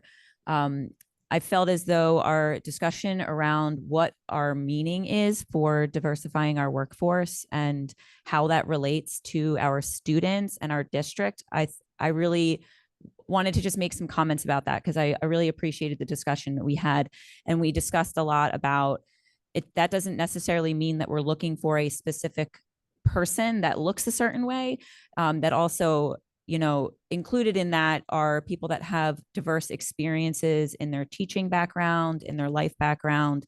And the terms that we discussed were more of a cultural competence that somebody coming into the district will be able to identify with our students in a capacity that they can really help with the success of the student, and on that level. That it's not necessarily that we're looking for every box to be checked a certain thing. It's more of the well-rounded aspect of that staff member. So I really appreciated the discussion that we had about that, and that we discussed having more purpose in our goals to be more clear about what that means for our district. Thank you for bringing it up. Yeah. Other HR committee members have anything to contribute or comment on? And Any other board members who are not on HR have anything you'd like to? Okay, we're good. All right. Thank you very much. Love it. And we move along to Mr. Mayor, challenge thrown down about Accepted. make P&L exciting and interesting and big. Well, anytime there's 45 to 50 minutes discussion on HIB process, it's going to be incredibly exciting and challenging, but no, not to make any light of that. When we already talked about this in goals, so I'm not going to go over it again, but we had a very good conversation about the frustrations and starting to think through, how can we make this better? Not just for us as board members, but for everyone, all the stakeholders in the community, students, staff, parents, family, and a lot of very good ideas, which we're now seeing in the goals that we're looking to approve in a couple of weeks. So it was a very good conversation, and one of those rare areas where I think we're all coming from relatively the same place. But even though we see the same sorts of things and may have the same frustrations, we came to the discussion with our own unique perspectives and lenses and ways that we might be able to make some changes and help that process in terms of consistency, fairness to all parties involved, and transparency with respect to education and process. Understanding that there are still significant privacy interests in mind when it comes to what any board or educational district can share with respect to disciplinary outcomes. Aside from that lengthy discussion, which should take up most of the meeting, we had a presentation by athletic director of both high schools, Mike Barrow, who gave us a presentation on athletic style guides and the importance and hope that he would have board support in streamlining the various logos and fonts that the both high schools use. He made a very good point in showing some of the slides that, for instance, Cherry Hill West, there are maybe a dozen or so different lions that that a different team or a club or a parent group might use. And while the colors are appropriate and consistent, the actual logos are not, and that can be confusing. So it's his hope that we would team with him to pare that down so that there would be an appropriate guide. There would be one lion.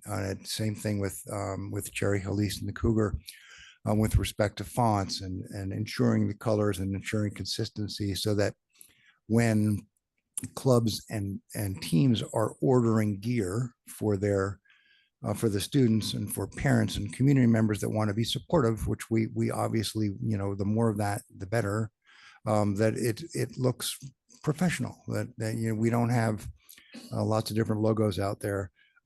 Most importantly is the support, but it does make a lot of sense. And he showed us some examples of other schools where that's the case. And, I communicated, I think we all did to him, that our support for that concept. We talked a little bit about the fact that none of our logos are trademarked.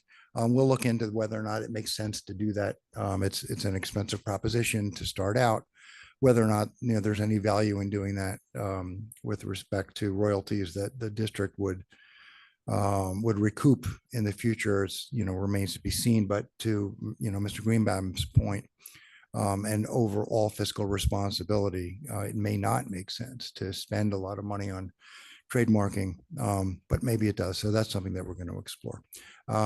The other thing that we discussed really was a point, I believe, Mrs. Gallagher, you might have brought this up, that in looking at policies, often our policies will refer to regulations, and those regulations aren't always easily accessed and linked. So we want to look at maybe adding links and make it easier for people to see, well, this is why this policy exists. This language is here because we are required to follow particular regulations. Is a very good idea. So we talked about doing that.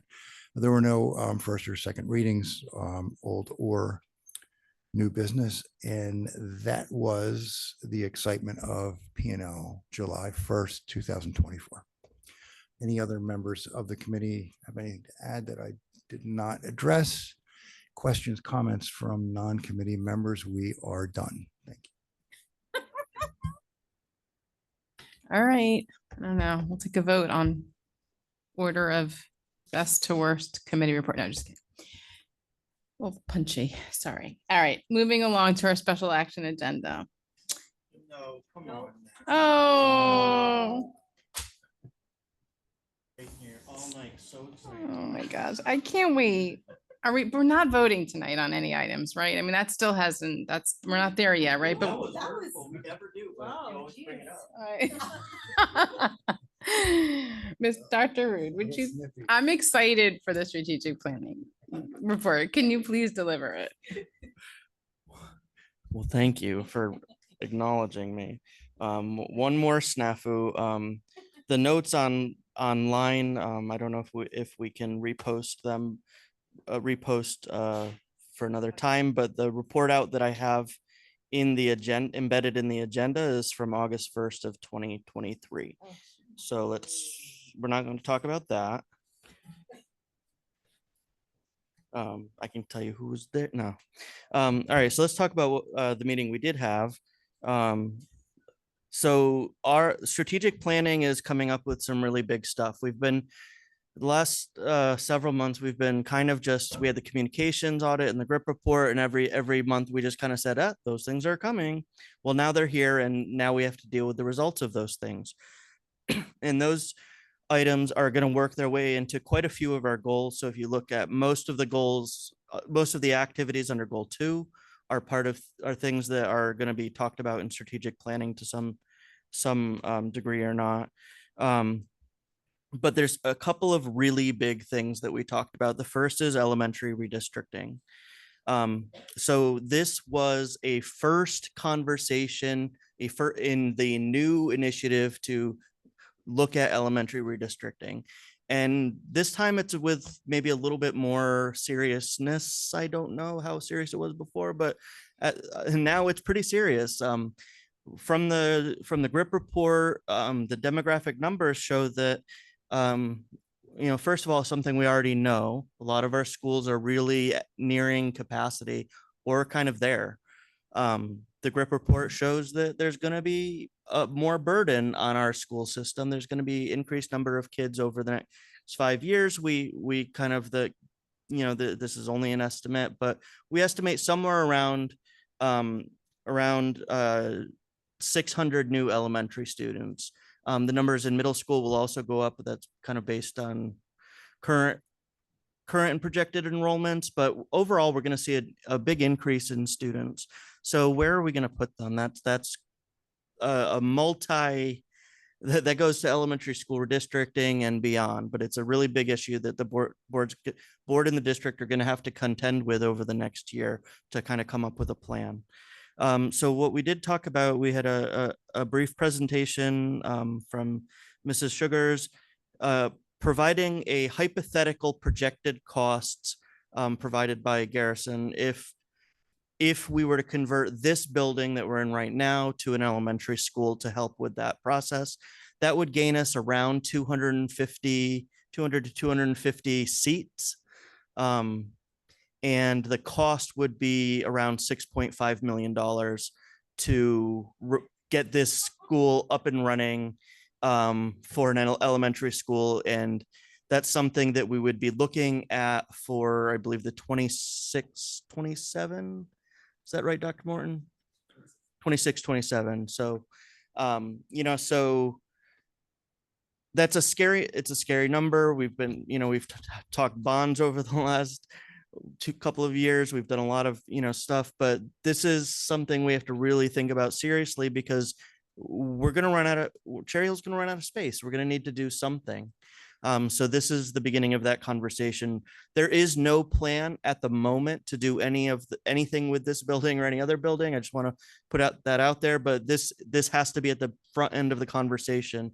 This building might be up for grabs for an elementary school. Now, if that has to happen, that also means there to be an additional I think the numbers were somewhere ballparking, and it's a big ballpark because you never know what you're going to get, but between $200,000 and $400,000 a year additionally because we would have to move all of our administrative staff into another office space. So those are two considerations that are part of this elementary redistricting conversation. But the elementary conversation, this is it. Like I said, that was the first brainstorming kind of, here are some of the issues meeting. And from there, the district is going to be putting together a committee to look at the redistricting process, and that will go till about January, where so from now till January, we'll be kind of planning, seeking feedback, trying to put everything together. And then in or around January, we'll have a tentative plan given to the board. And after that, there will be rounds of feedback before final voting. But in order to enact anything on this building, staff would basically have to move out of here by the end of the next school year in order to be able to get this building ready for 27, so that this is a timely discussion. This is something that has to happen now. So that was the first big thing. The other big thing is the results of the communications audit. So the district underwent a massive audit looking at all of our many different realms of communication. There were a lot of recommendations made to try to improve processes within the district. I'll read off the big five that were presented to us in the strategic planning meeting. One, develop a strategic communication plan that includes measurable objectives focused on moving the district toward achieving its goals. So first of all, we don't really, you'll find a lot of themes in this year's goals. We don't have a lot of strategic plans in place. We have a new strategic plan that we're going to be working on. Sustainability plan is in the works, and a communications plan. So just trying to come up with this idea of having a pathway to follow for all of these big initiatives that have so many pieces and so many elements, trying to have a guide to follow to keep us on track. At any point, if I got any of this wrong, Dr. Moore, step right in. Number two, we got to evaluate, strengthen, and expand the district's communications capacity and infrastructure. So, we have almost 11,000 kids. There's a lot of people to communicate with. And so we have to make sure that, we have the resources and the, modern resources to do that. Sometimes those types of things are, people can get by for a while, but we need to think about how we upgrade, how we do better. Focus on improving internal communications and engagement is number three. So, for faculty and staff, we need to have proper communication there. I'm going to skip for a second. 5, address information overload and redundancy by streamlining and clarifying communication outflow. So all good things to work on. Number 4 that I skipped, and I'll say now, is redesign the district website. That probably got the most conversation just because it's one of the most tangible things to say, I hate this. I think that's usually the sentiment that most people give about most websites, but the website has definitely been flagged by all as something that really needs to be updated, modernized, made more intuitive, more useful, more user-friendly, all of those things. One of the big things we talked about was not only does it need to be all of those things, but most people are checking the website on their phones now. So we need to make sure that we modernize and have a really good phone-based, app-based kind of look, mobile format. Yeah, mobile format. So that was one of the big things we spent a little bit we spent more time talking about, I think, just because it's one of the more tangible items. But and again, this is the first, so the communications audit just came out. So this is really our first time sitting down, starting to talk about and brainstorm some of the ideas that are going to go into that process of implementing these these different steps that the administration has identified. There was, we talked about district goals a little bit. We've already kind of had that discussion enough tonight. I don't think I have anything really to add. We didn't really have much of an update on sustainability stuff. So I will stop there and ask if there are any questions from anybody. Mr. Vane. So all of my questions are related to the redistricting, and I know this is in the very infancy stages of this. Totally aware of that. But just for some clarification, because I'm not in strategic planning and so not part of the conversation yet. Did you address the cost of relocating the administration? Did you say how much that? Yeah, so I mean, it's a very broad ballpark of like, I think the number is somewhere 200 to 400,000. It's really hard to ballpark because office space has there's a lot of variability in the amenities and what goes into it, the location, how much we would actually need. So it's really hard to, without actually looking for it to get it, make those judgments. But it wouldn't be a small sum. It'd be. And that would be a yearly. That would be a okay. rental cost. Okay. Because we did not discuss past saying, well, maybe we could, buy a building. That was literally the only comment made on that. So like I said, at the beginning stages, we are going to have to, as a board and district, think about some big, hard decisions.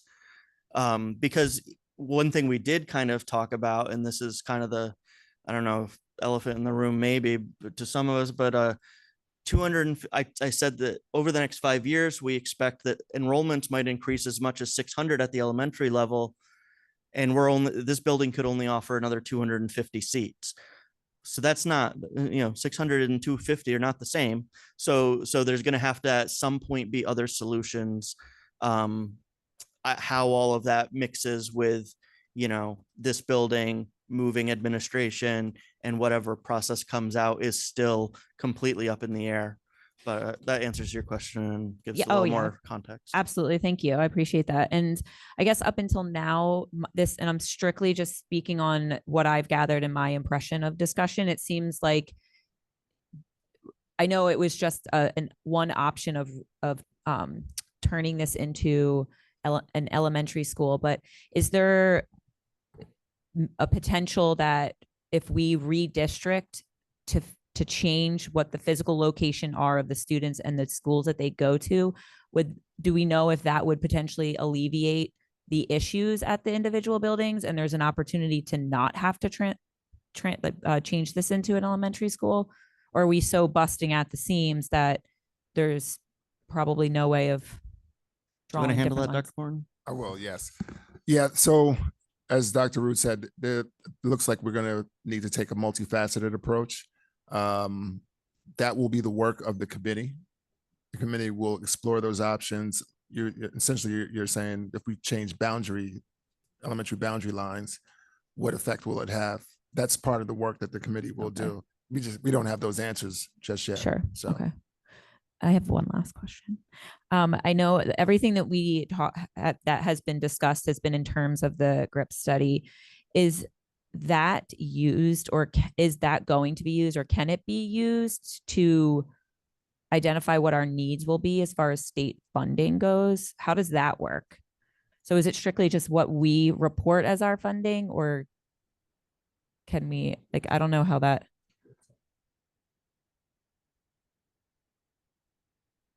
So do you mean in terms of our annual budget, or do you mean in terms of, I'm not sure what the context? Yeah, so I guess if they're saying that we could potentially have 600 more students coming in, does the state recognize that as, and I know their history is good luck with whatever we give you. However, They haven't, as of recent history, our state aid is based supposedly on our October 15th count. Okay. So we do an annual count each October 15th of all our students. We submit that into the state. Supposedly that's what our state aid is based on. I'm dubious about that, but But if there was an increase in enrollment, it would be reflected in that ASSA, we call it the ASSA count. Okay. Which we do each year. Okay, thank you. I think also, Ms. Gervais, to answer that question, I think the state also has certain requirements on what studies they'll accept and won't accept. So the GRIP report informs us very well. I don't know that the state will use that information in any of their calculations, which probably is to our detriment.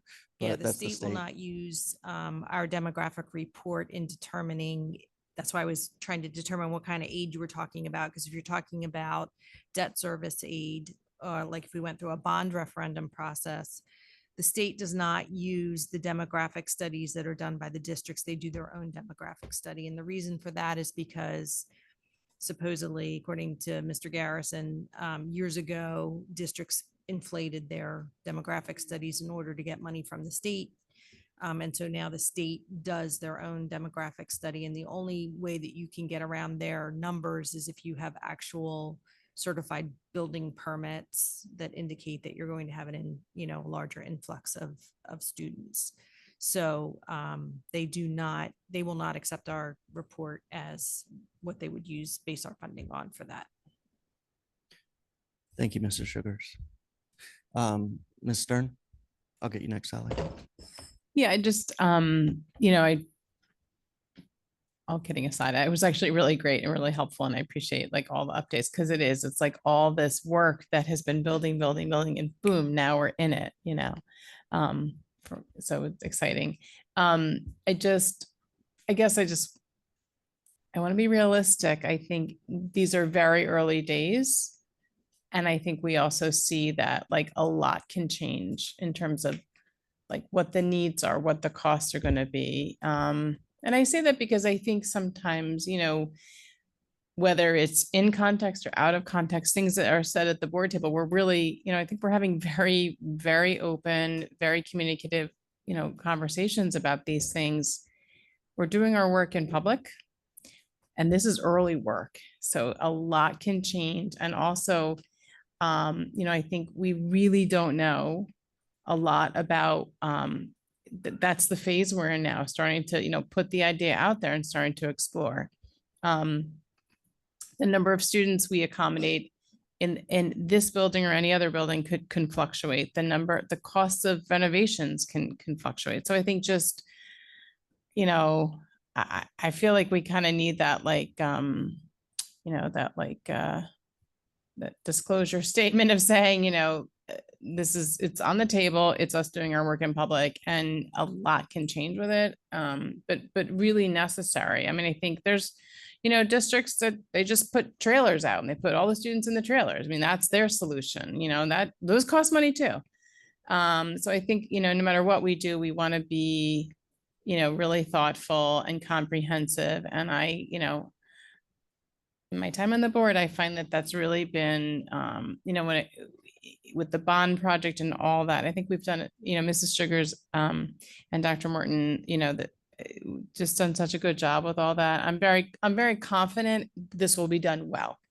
I think, but a lot can change. And I guess I just think, it's a bit of I just wanted to be able to state that. Yeah, I agree. I've been trying to be very careful as I walk through this to say over and over again that this is the beginning stages, first conversation. It's really important that people not jump to conclusions, not put stuff out on social media that they think might be true. Try reaching out to experts and finding out the real information. This is going to be an important process for the district.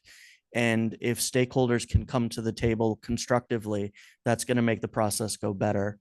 So I think it's really important to check your facts, know your information, and talk to the experts at all times. Mrs. Tong, you had a comment, question? Thank you, Gina. Regarding the increase of the 600 possibly students from the group study, is that based on the Cherry housing, approved new housing data, or is just information that just curious because I find some information regarding. Yeah, the GRIP report is pretty in depth. It goes through a lot of different facets of the Cherry Hill community, but they looked at like birth reports, new housing complexes, where they're located, where, where there has been a bump in population. So, a lot of new people moving in, babies being born, houses going up, all of that kind of stuff. It's a really comprehensive study that looks at a lot of factors. And so I think that answers your question. I think so, in a way, because I came across this thing. I'm not sure it's actually from our information, or somehow I got this information called Sheffield. This is Tom. Can you speak into your microphone? We just can't hear you because of the noise canceling aspect of the microphone. And when you move back, we just can't hear you. Okay. Thank you. I came across this Cherry Hill approved new housing. That's why there was about 2,000 new homes maybe constructed in the next 2 to 5, maybe 6 years or so. If that's the case, we pretty much think probably a good 2,000, about 600 students. I think that's about good coming. Any other questions, Mr. Mayor? Yeah, not a question, just to add to what Mrs. Stern said as well, and you, that's tremendously important that we have, I think, the conversation, even though we don't have answers yet. We're not supposed to have answers yet, but we're supposed to be willing to discuss it and recognize that this is not something that's going to go away, right? This is not, and there may have been times in the past when this kind of conversation wouldn't happen because we didn't know, right? Well, that's no way to eventually come to the best possible resolution. And coming up to that resolution won't always be easy, and it won't always be pretty. But this kind of conversation and opening it early and recognizing, like, defining the problem. There are, as many as 500 and likely 600, new students that this district is new elementary school students this district is going to have to accommodate. Right? They're not going away.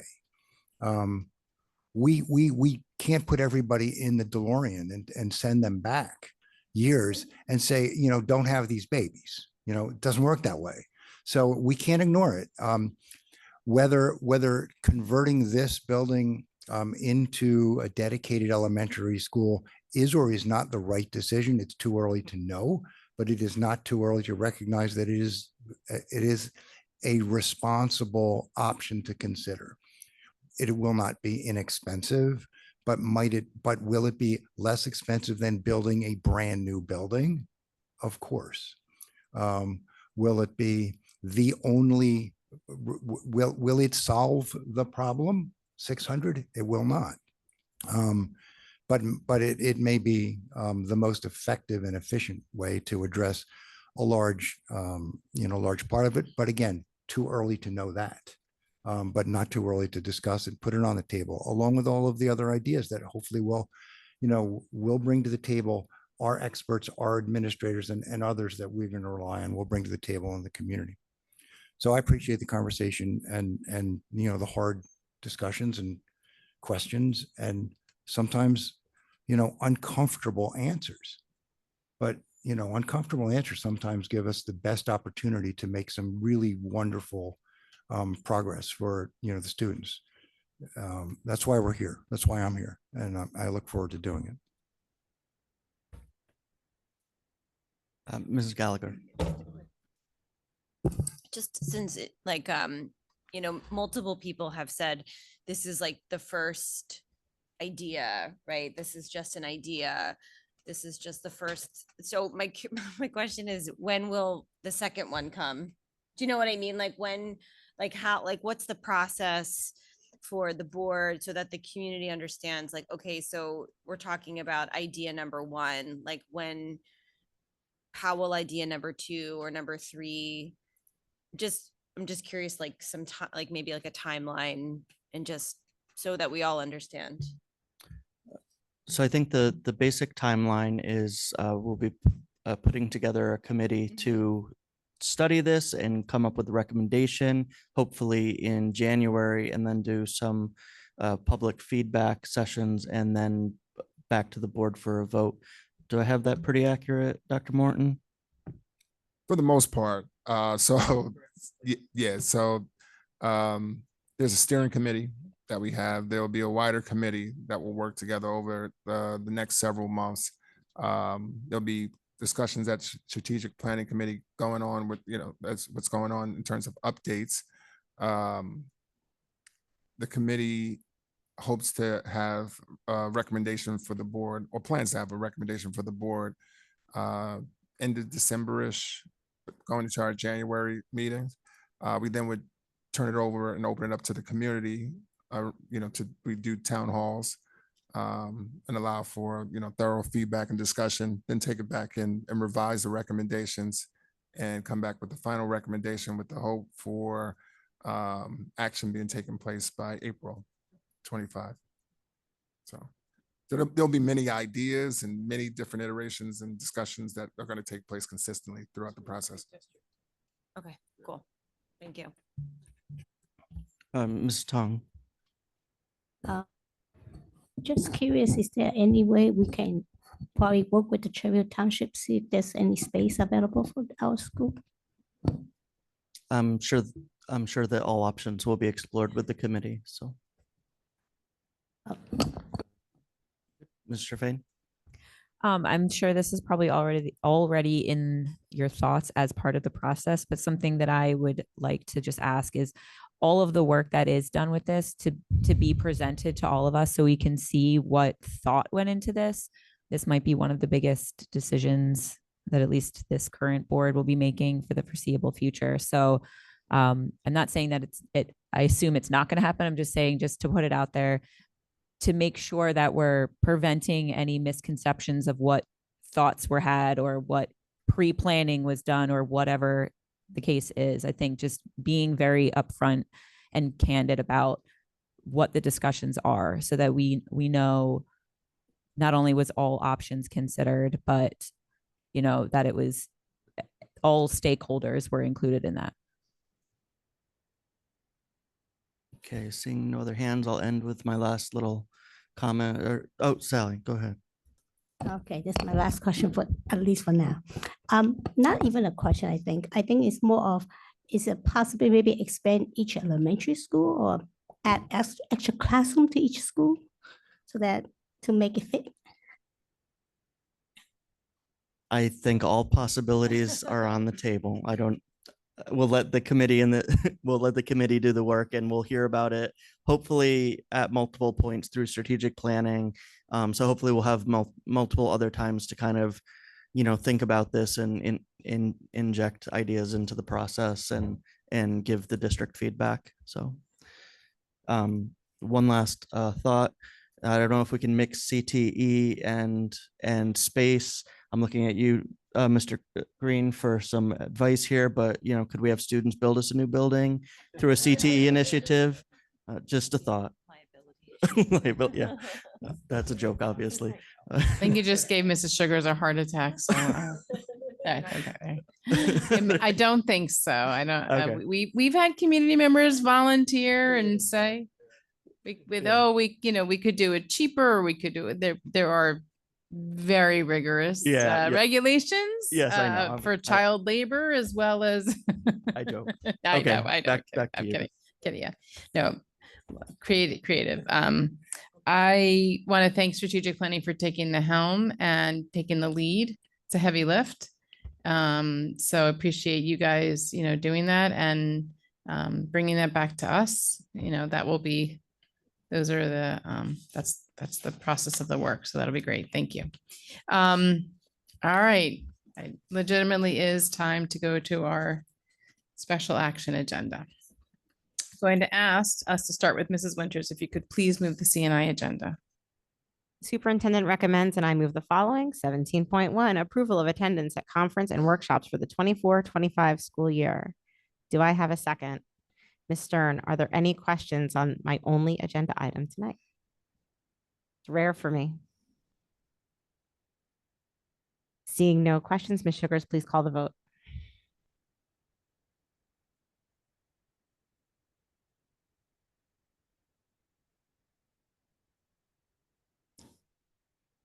Mrs. Sugars, I'm having difficulty, but I would like to vote yes. Motion carries.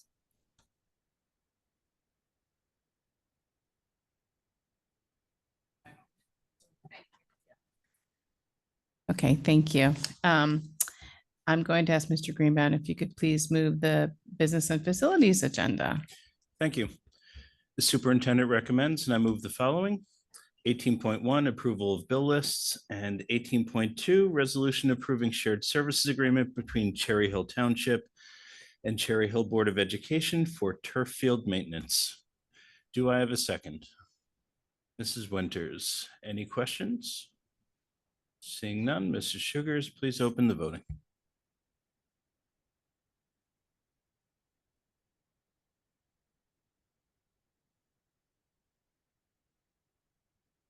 Again, Mrs. Sugars, I'm going to vote yes. I can't log in, so. Mrs. Sugars, I'm gonna recuse myself from 18.1 due to conflict of interest.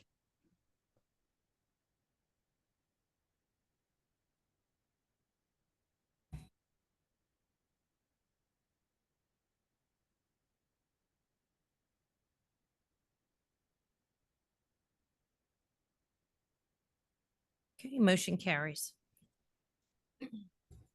Okay, the superintendent recommends, and I move the following. 19.1, termination of employment certificated. 19.2, termination of employment non-certificated.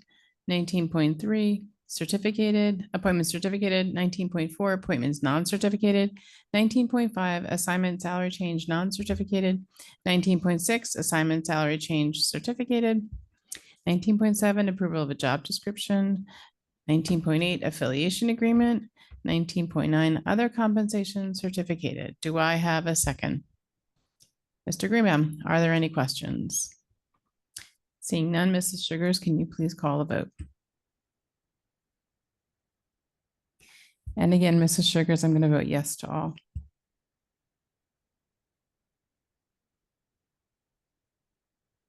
Mrs. Sugars, I'm going to abstain from 19.4 or recuse myself from 19.4 due to conflict of interest.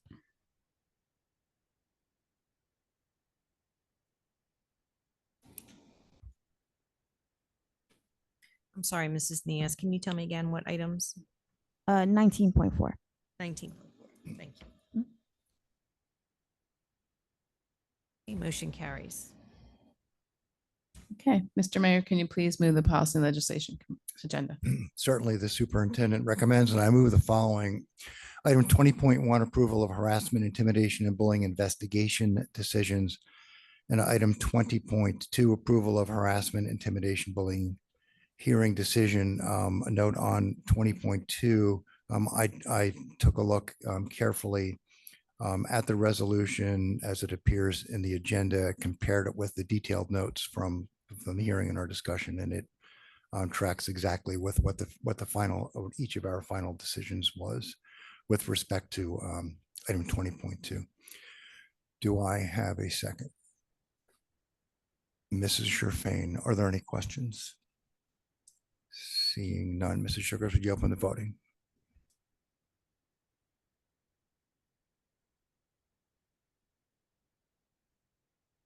Mrs. Sugars, I'm going to abstain due to my absence on items 20.1 and 20.2.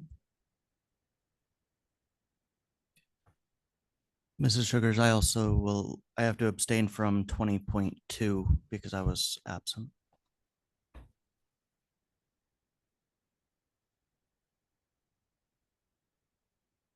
Motion carries. Okay. We're going to move on to new business. Just going to skip over any other discussions of any other action item agendas, move on to Dr. Rude. Only because you mentioned it. We can remove it from the agenda. We can't move it from the agenda, but we can remove it from my sheet if we would like. All right, we can move on to new business. Is there any new business from any board members, Mrs. Winters? Just a tiny piece of new business. It is summer reading time.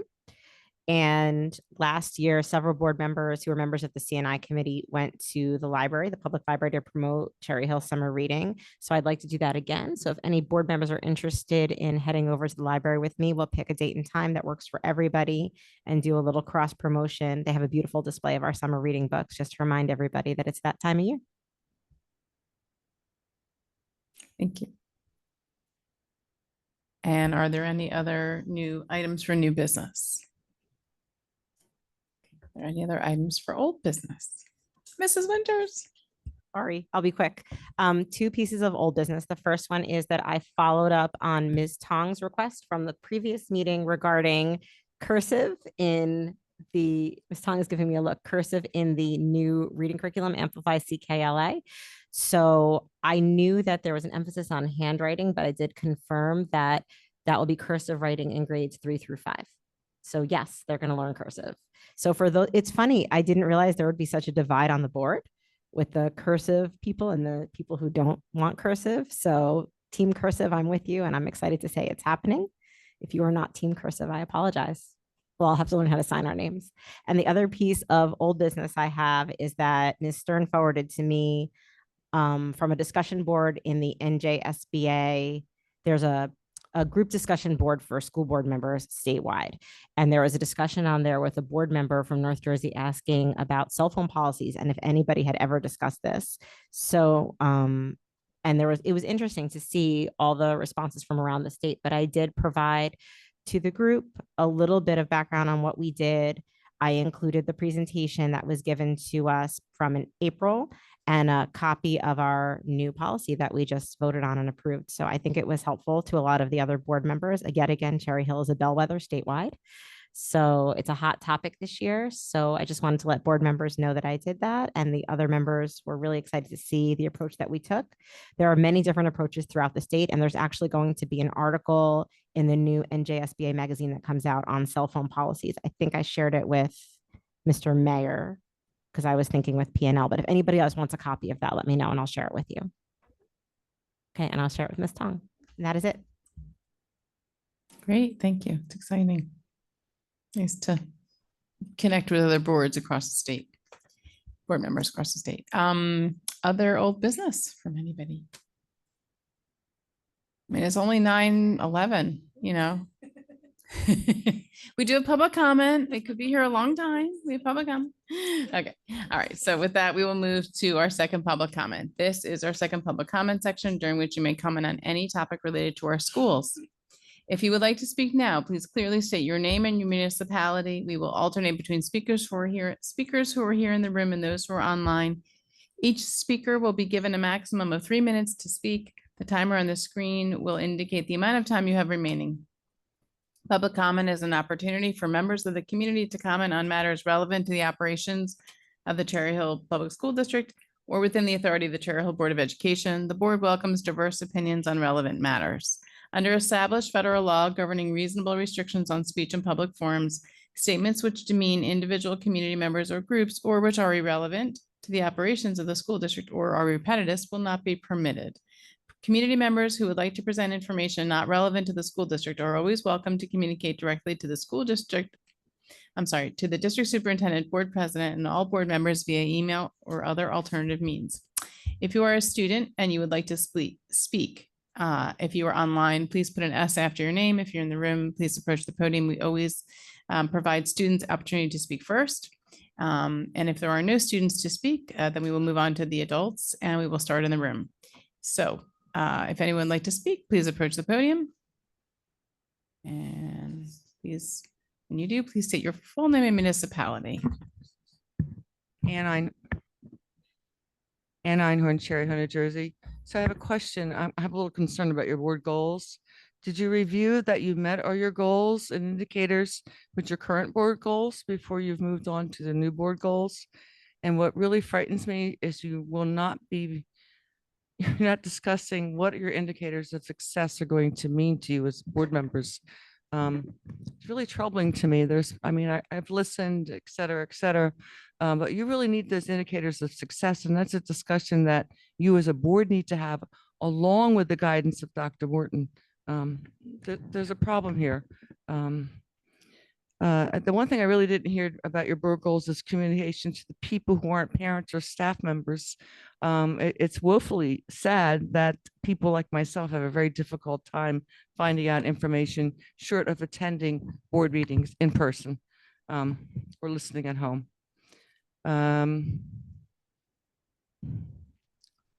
Yeah, it was really frightening that your strategic planning notes are from a year ago. So I'm not sure who's monitoring that or who puts the notes on, but that was frightening to me. Even though we want to say we're just beginning the discussions about the Lewis building, you're also using the year 26-27 as your indicator. I wouldn't wait till December. You really need to redistrict or create new boundaries as you move forward with the potential of 600 students.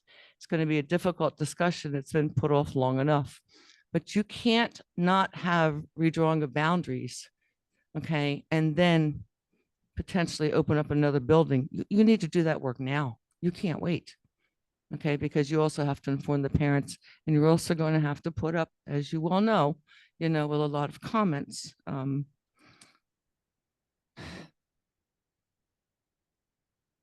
I don't know. I'm really troubled by tonight. I understand that you have the need for space. And if you read the GRIP report, but quite frankly, the first phase of the Hampton Road development is going to be done by next spring. So what are you going to do with those potential students if you don't have your boundary lines redrawn? Thank you. Okay, we go to the line, and the first hand up is the phone number that ends with 788. If you could please state your full name and your municipality. My name is Jeff Podowitz. I live in Cherry Hill, and I'm winging most of this. I am sorry. 12.6 that I mentioned. All right, we had an excess, and we're transferring about $12 million to our capital reserve. You know something? You had some parents. Cherry Hill West, a choral teacher, you're transferring $12 million. You couldn't afford another 50 or 100 to guarantee that teacher there, to pay that salary. You're switching $12 million to our capital reserve fund because that was an excess. Great. School funding. Well, okay, first, yeah, I know a lot about school funding, whether anyone likes to hear it or not. All right, I know quite a bit. What's going to happen is our aid will continue to be cut, unfortunately. 1,000 students really won't be enough. It goes by rate of increase. It's only a 10% increase. We may get some more aid, but actually our aid will go down because our aggregate income will go up and our equalized valuation will go up because we're building all those complexes. So in fact, what may very well happen is that our aid will cut down as we get more building and as our equalized valuation goes up. The reason why our uncapped aid went up to 44 million back when was we had a reevaluation, reassessment, and what happened when that happened was our equalized valuation substantially dropped when we had that as a community. And when that happened the result was our uncapped aid went up to 44 million, not 29, 44 million. Yes, I could help you about it, which one thing that you maybe need to do is stop the wealth equalization of special ed. That's what you need to be done because that wealth equalization formula will kill us because our aggregate income is going to go up and our equalized valuation is going to go up. Are there ways to stop it? Yes, but no one's dealing with it. No one's talking about it. I just gave you one way. You got to take special ed, the categorical special aid out of that system. You want to talk to me? Yeah, but no one will because you still got erroneous information up on your website. Can you do something about it? Yes, you can. Yes, you can, but you're not. You're doing what the state wants at the expense of us. Stop doing what the state wants. Criticize that formula. Go after it. Say we're getting an increase of 1,000 students and say you're going to cut our aid as a result about it. Something's wrong with the formula. Do something about it. Ask your representatives to, because no one gave a darn what I said, and as a public, they don't really listen to us. So do something about it. I said that at the town council. I'm saying it to you. Do something about it. Do I know what's going on? Yeah, you got to. If you don't, I do. And I said our aid was going to be cut. So guess what? All right? less aid, more students taking on more responsibility. And as someone just said, all right, you got to plan for this other stuff now. Thank you, Dr. Podowitz. We move on to the room, and if you could please state your full name, your municipality when the timer goes up. Harvey Vasquez, Cherry Hill. Good evening, first of all. I had the opportunity to sit in on your P&L and CNI committee last week, which, by the way, I had no clue this was open to the public. I know in the state of New Jersey, a lot of Board of Educations have these meetings privately. So I commend the board for opening these up to your shareholders, giving them a chance to listen in, and also in some cases to participate. So I want to touch on some topics discussed during the CNI committee slot. Though most of the discussion evolved around kindergarten curriculum, the point was made that transitioning was one of the challenges facing the kids coming from pre-K into kindergarten. An additional point was made by Ms. Winters that this holds true as well for our special education kids. And I thank you, Ms. Winters, for recognizing those facts. It is actually magnified for the special education kids. Transition is a big issue for kids, and I speak personally for autistic kids. Any change is hard for them to assimilate, okay? So I want to remind the school district and all of the distinguished members of this board the golden opportunity that we have each year during the start of the school year of identifying students within our pre-K program that may need additional services and supports that could possibly make these transitions seamless, okay? And this aligns with your goal number one, which is student wellness, that you just presented to us, specifically the bullet that speaks on comprehensive support services. I can't tell you how many parents and staff I had spoken with that feel our special education students are many times transitions without the required supports. When this happens, you have teachers and aides struggling to incorporate curriculum because they spend most of their time addressing behaviors and disruption during what should be curriculum time. As I have mentioned previously, during my many appearances here before you, the needs of our special education kids should be based on assessments and evaluations that are done early on in their forming years. This is especially true for those pre-K or kindergarten students who are referred to the school district for services by the county through early intervention. For the life of me, I cannot understand why some of these same kids being referred by early intervention for X, Y, and Z reasons are not accommodated for services in this district. With the addition of the new director for curriculum, I hope this recommendation coming from a member of the special education community plants a seed into the new foundation and positive growth within our curriculum we all hope to see moving forward. I'm also hoping special education is specifically addressed in your district goals. Thank you. Okay, thank you. And we go to the line, and it is it says iPhone is the next hand up. So if you could please state your full name and your municipality. Yes, Laurie Neary, Cherry Hill. I too attended the committee meetings last week, specifically strategic planning around the use of the Lewis building. And I want to caution, much to what Ann Einhorn said, bringing this forward to the board in December as a lame duck board, you would need to bring this earlier. And there's still much work to be done around redistricting within our existing schools before we talk about opening up this school to accommodate this massive influx of students. I'd like to point out that the state has all our enrollment data on the New Jersey Department of Education website, and you can go back as far as 2004. And looking at 2006 and 7, we had approximately 11,500 students in district. So I'm a little concerned about where we're yelling fire. And we're about 964 students less even now with an increase at schools like Kingston and ARP. And that we're going to make decisions at a time, and we're going to move money to capital reserve that cannot simply be moved back to the general fund once you do it. And Dr. Podowitz is correct about the state aid, and we will face the same problem next year. And we will not be able to simply move that money back when you need $7 million for conversion of this building.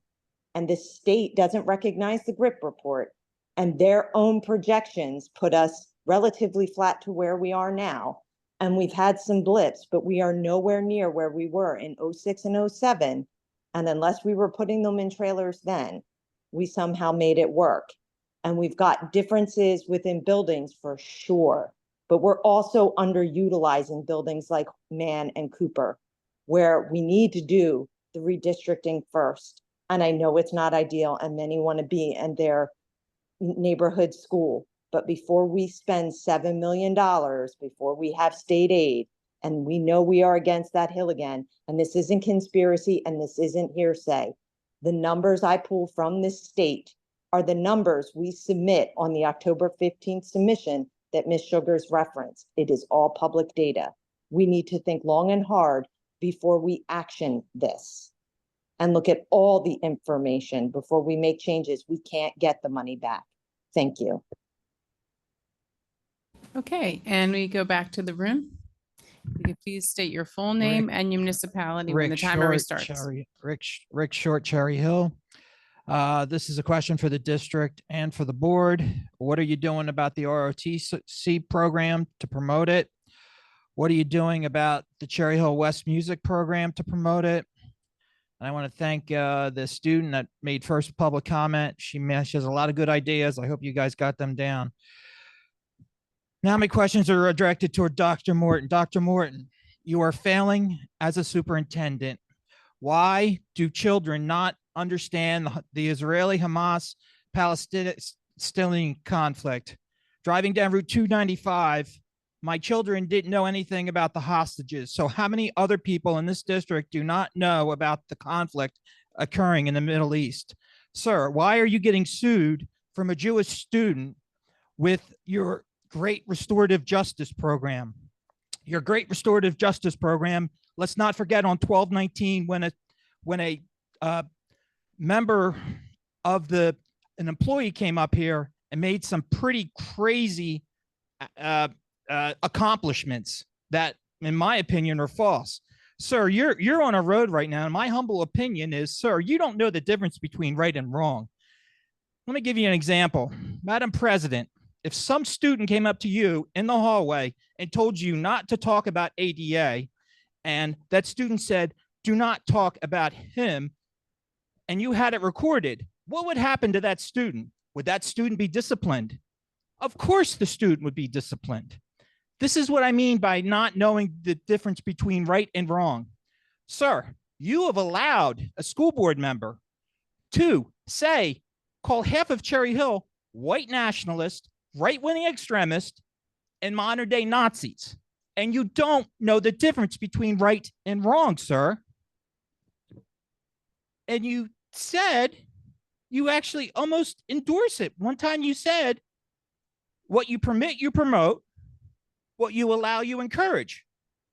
So you encouraged a school board member to publicly call half a town neo-Nazis.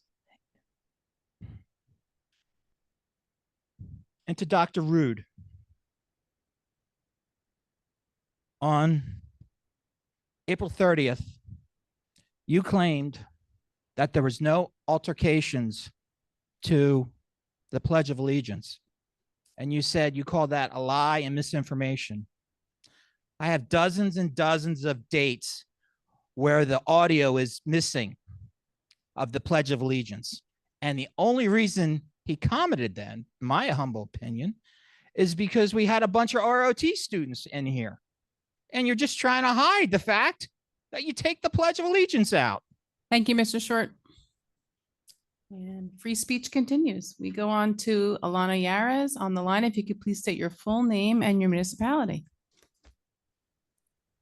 Alana Yaris, Cherry Hill. I'm on vacation this week, and so I had a lot of extra time to scroll on social media and answer people's questions. As a regular attendant at board meetings, I know that December 13th, 2024 was added as a half day to the calendar because to coincide with the rest of that week being half days, which leads to my assumption that that's when conferences will be, but there are questions on social media about why December 13th was a half day.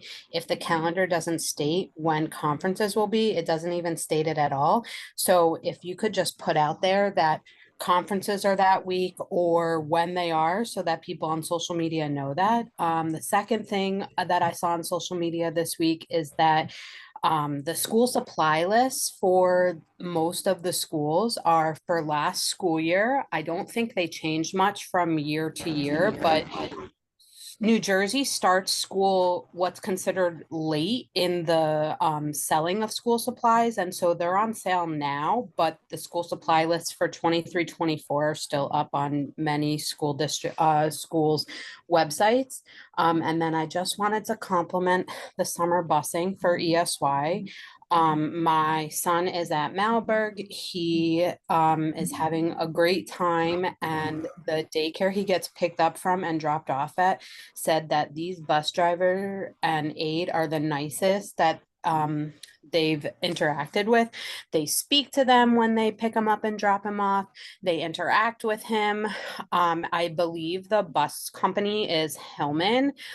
So I would suggest looking into that for next year and not using Maytav, because I know Maytav was the bus provider for him during the year and they did not have a good experience. And I also did not have a good experience with them.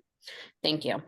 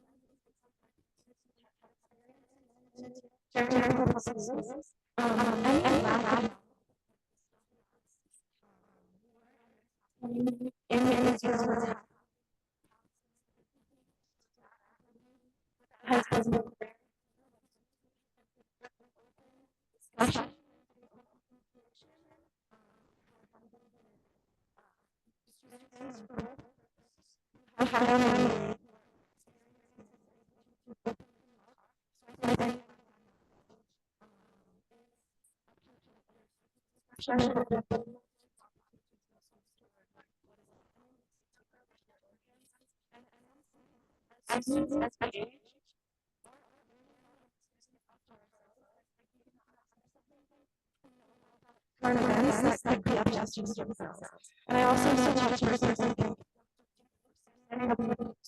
in here and the students who are open.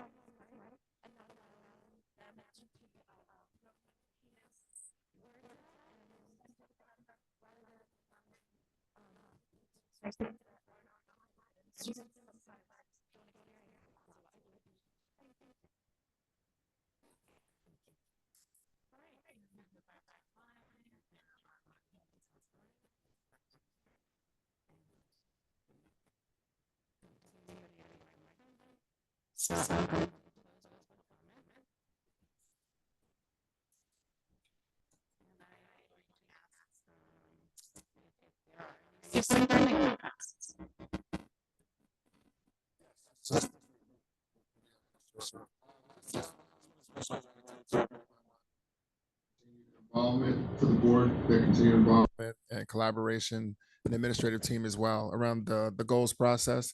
It definitely has been a good experience and a positive process to take part in and to watch develop and evolve as well. So definitely look forward to continued development of the goals document, and at our next meeting, having an opportunity to see action taken on those.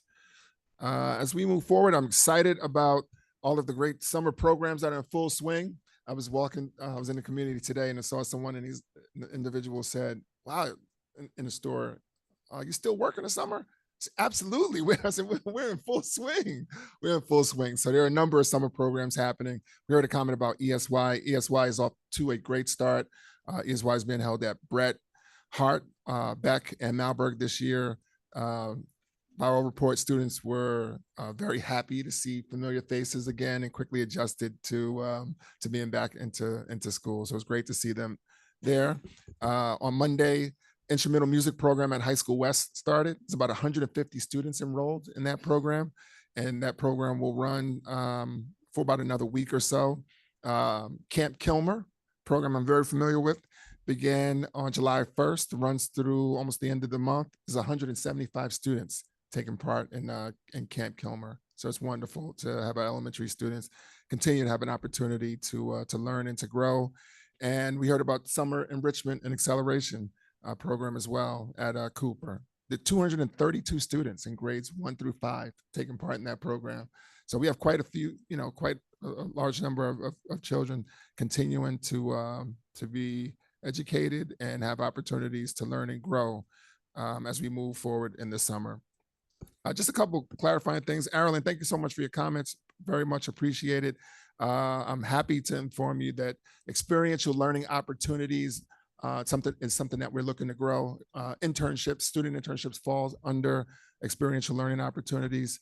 Ms. Roskoff, who is seated at the table there, will be helping to spearhead our process. She works currently with local businesses in the area and is looking to formalize our approach and expand this opportunities to High School East as well. So stay tuned. I'm saying it here, so it's on public record. We're gonna look to see some great things happen in the coming year. Just a note about the Carusi teachers. So Carusi teachers will actually, those who you approved this evening, will be going to the 51st annual Middle Level Education Conference. They are presenting actually. It's the third year that Carusi second year, I'm sorry, has received the National Promise and Practice Award from character.org. So they'll have an opportunity to present on some of the great work that they've done around the Carusi Cares model that was established a few years ago. Awesome thing as well is that they'll have an opportunity to learn and to interact with a network of middle level educators and talk about best practices from individuals from across the country. So we look forward to all the wonderful things that they'll bring back to us. A note about the redistricting timeline. The redistricting timeline is based upon the enrollment projection increases, which are projected for the 28-29 school year. All right, so that's the important thing. That's why that timeline was developed. We have actual hard numbers of enrollment trends. We have numbers of building capacity and where our buildings are full and where there's additional space. So the work of the committee will be to explore all options if we haven't stated that clearly enough this evening. Again, our primary focus is to ensure the safety, both physical safety and emotional safety of our students. Students that come under verbal accusation or threat are really in an unsafe situation, much in the same manner that students that come under physical, physical threats are. So it's important as a collective community, particularly as adults and as members of the school district, that we stand up for our children and we ensure that they are physically and emotionally safe. It's not okay for adults to target students. We'll call that out each and every time it occurs, and we'll take a stand against that. So that's just where we are as a collective. Last note, it was mentioned from Ms. Winters about summer reading. Just a reminder, I don't want students to wait until the last minute of the summer to pick up their books and to begin the process of reading. So the library does have a partnership with the district. They do have books available. High schools have some limited copies of books available as well. I know there were questions in the past around audio books, the availability of audio books. Students do have access to Sora accounts.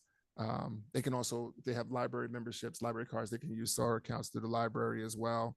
And just a plug to CHEA. So through CHEA this year, we were awarded, all 6th grade students were awarded a Pride grant where they actually purchased summer reading books for all rising 6th graders. So kudos to CHEA. And I think that's it. Thank you. Thank you. And thank you for the reminder. I think we will promptly go home and check on what books our kids are reading this summer. Or maybe we can drag them to the library for our most social media posts. We'll see. We'll see what happens. Thank you. All right. I will make a motion to adjourn. Do I have a second, Dr. Rude? All in favor? And motion carries. Meeting is adjourned.